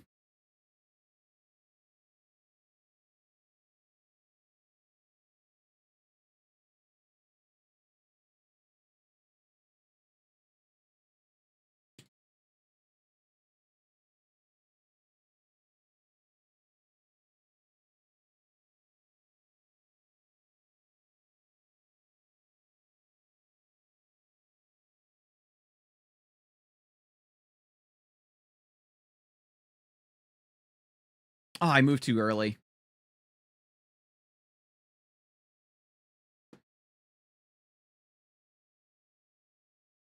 Yeah, you gotta like jump in there right when. Oh my god.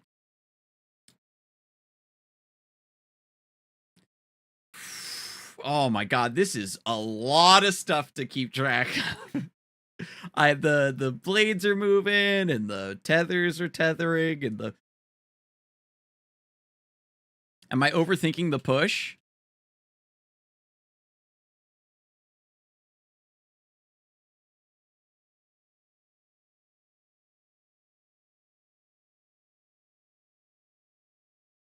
Fuck.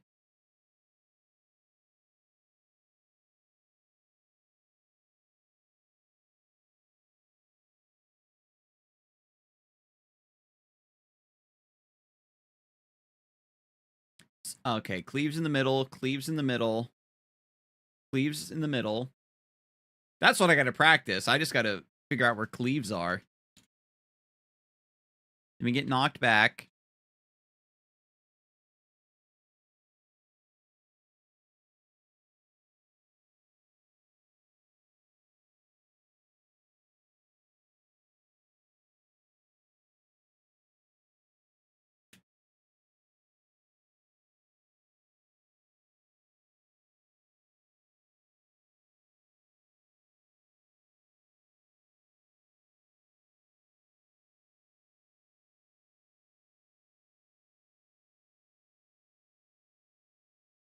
Ugh.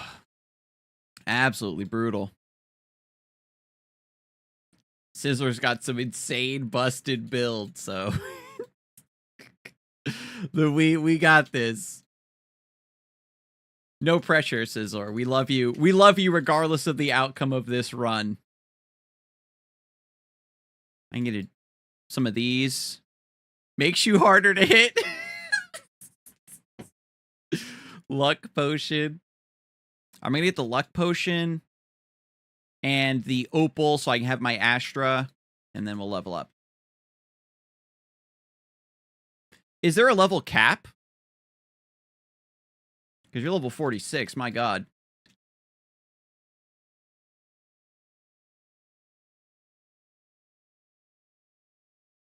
Man. Oh my god. I can see the pattern on the floor now. I wasn't clocking it before.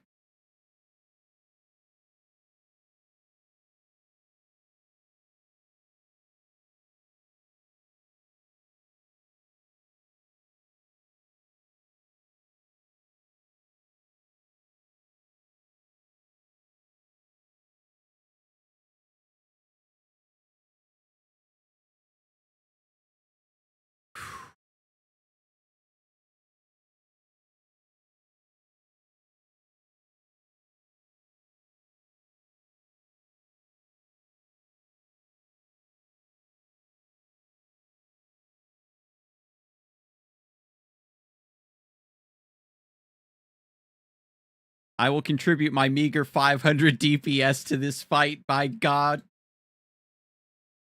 I have like 1 or 2 items that actually give me damage. Everything else is just trying to keep my new Bass alive.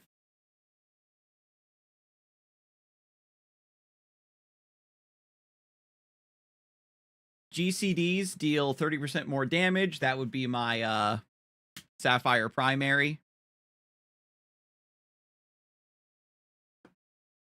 Oh my god, I've got a 30% damage boost. Thank Jesus. I can contribute now.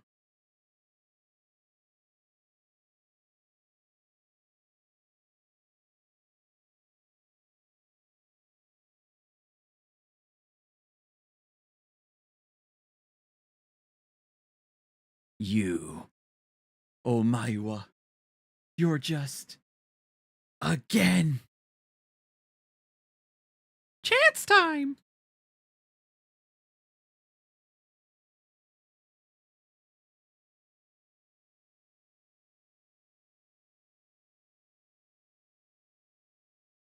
Fuck.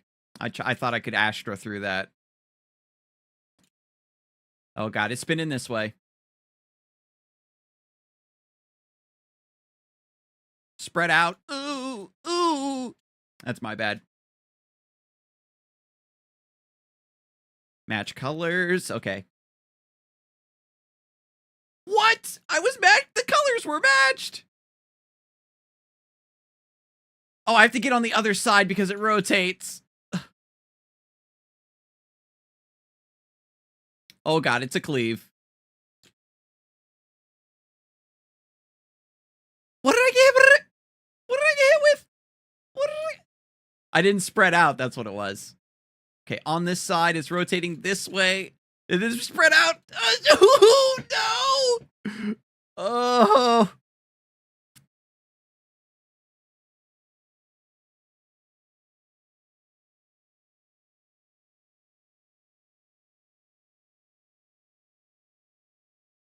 I'm gonna wait for this next wave to detonate, and then I'll jump back into the fight.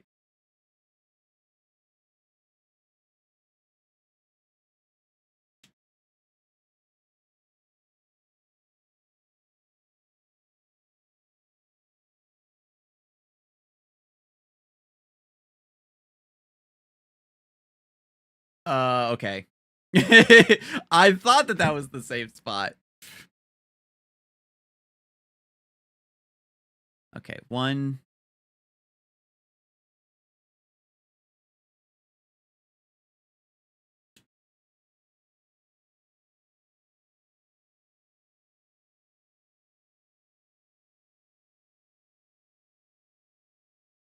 Oh, fuck. Oh, I didn't notice it fast enough. That's my bad.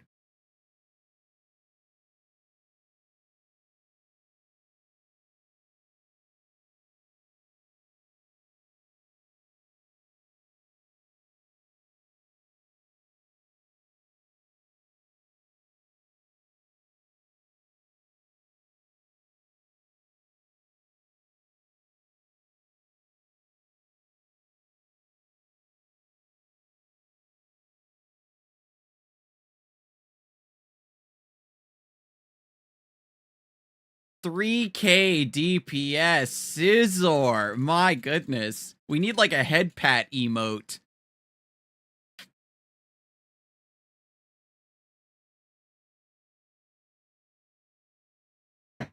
Sheesh.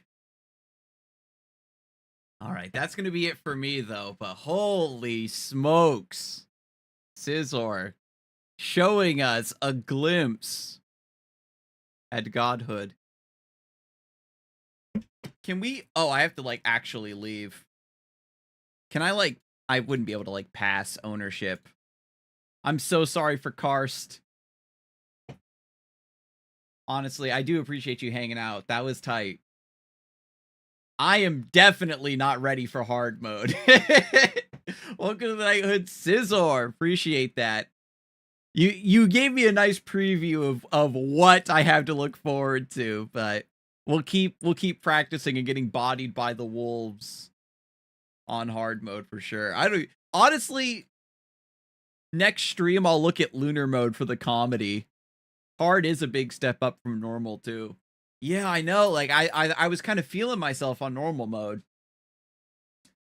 It's good though. Honestly, I'm here for it. This is one of those genres that self-selects for exactly the type of players that want this sort of mastery, you know, and jumping back in and getting back up when you get knocked down.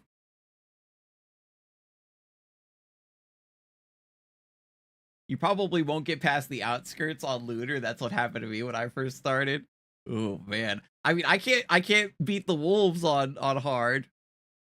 And then even playing with a party, you warned me that the mechanics are even more different. So I'll have to take that into account for the next time I'm playing this, to just open a lobby and get the word out. And we'll just try our damn best. We already been seeing dragons. Right. Oh my goodness. We didn't even face all the different enemy types, that's for sure. But honestly, this was a great stream. I gotta definitely apologize once more to YouTube. Apparently the sound is messed up over there. But maybe that's what we'll do. Saturday will be the bug fix troubleshooting stream, because apparently there's some bugs with the avatars. We'll get that all sorted out. We'll get the dual stream set up nice and pretty.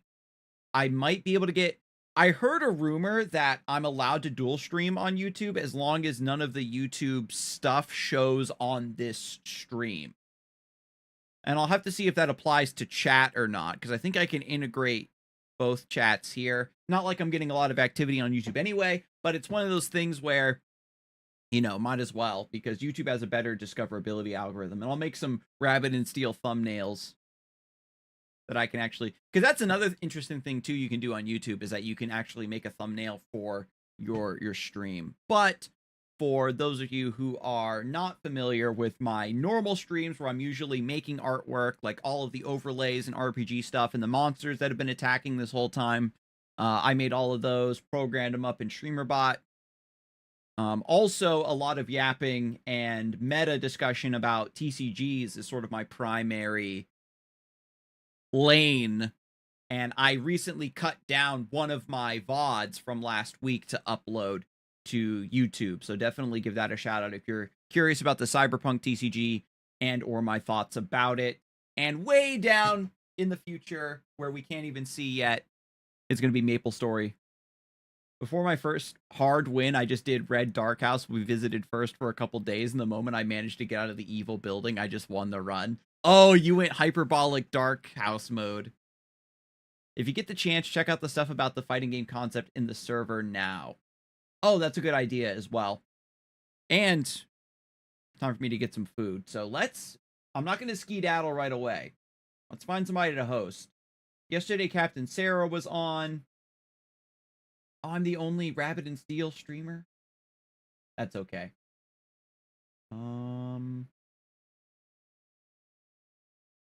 Who do we got? Who do we got? Who do we got? Who do we got?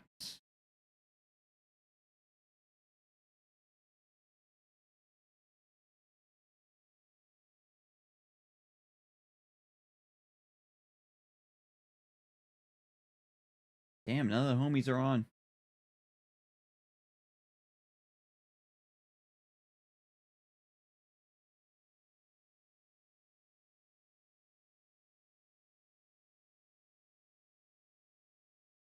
Data Dave is on. Oh, okay. Cool. Probably will change in 7 days. That I know, right? Like, then the DLC comes out. And I do have to, like, maybe try some other classes. You never know if there's one I might like even more. Because even, like, playing the wizard, like, you can at least just...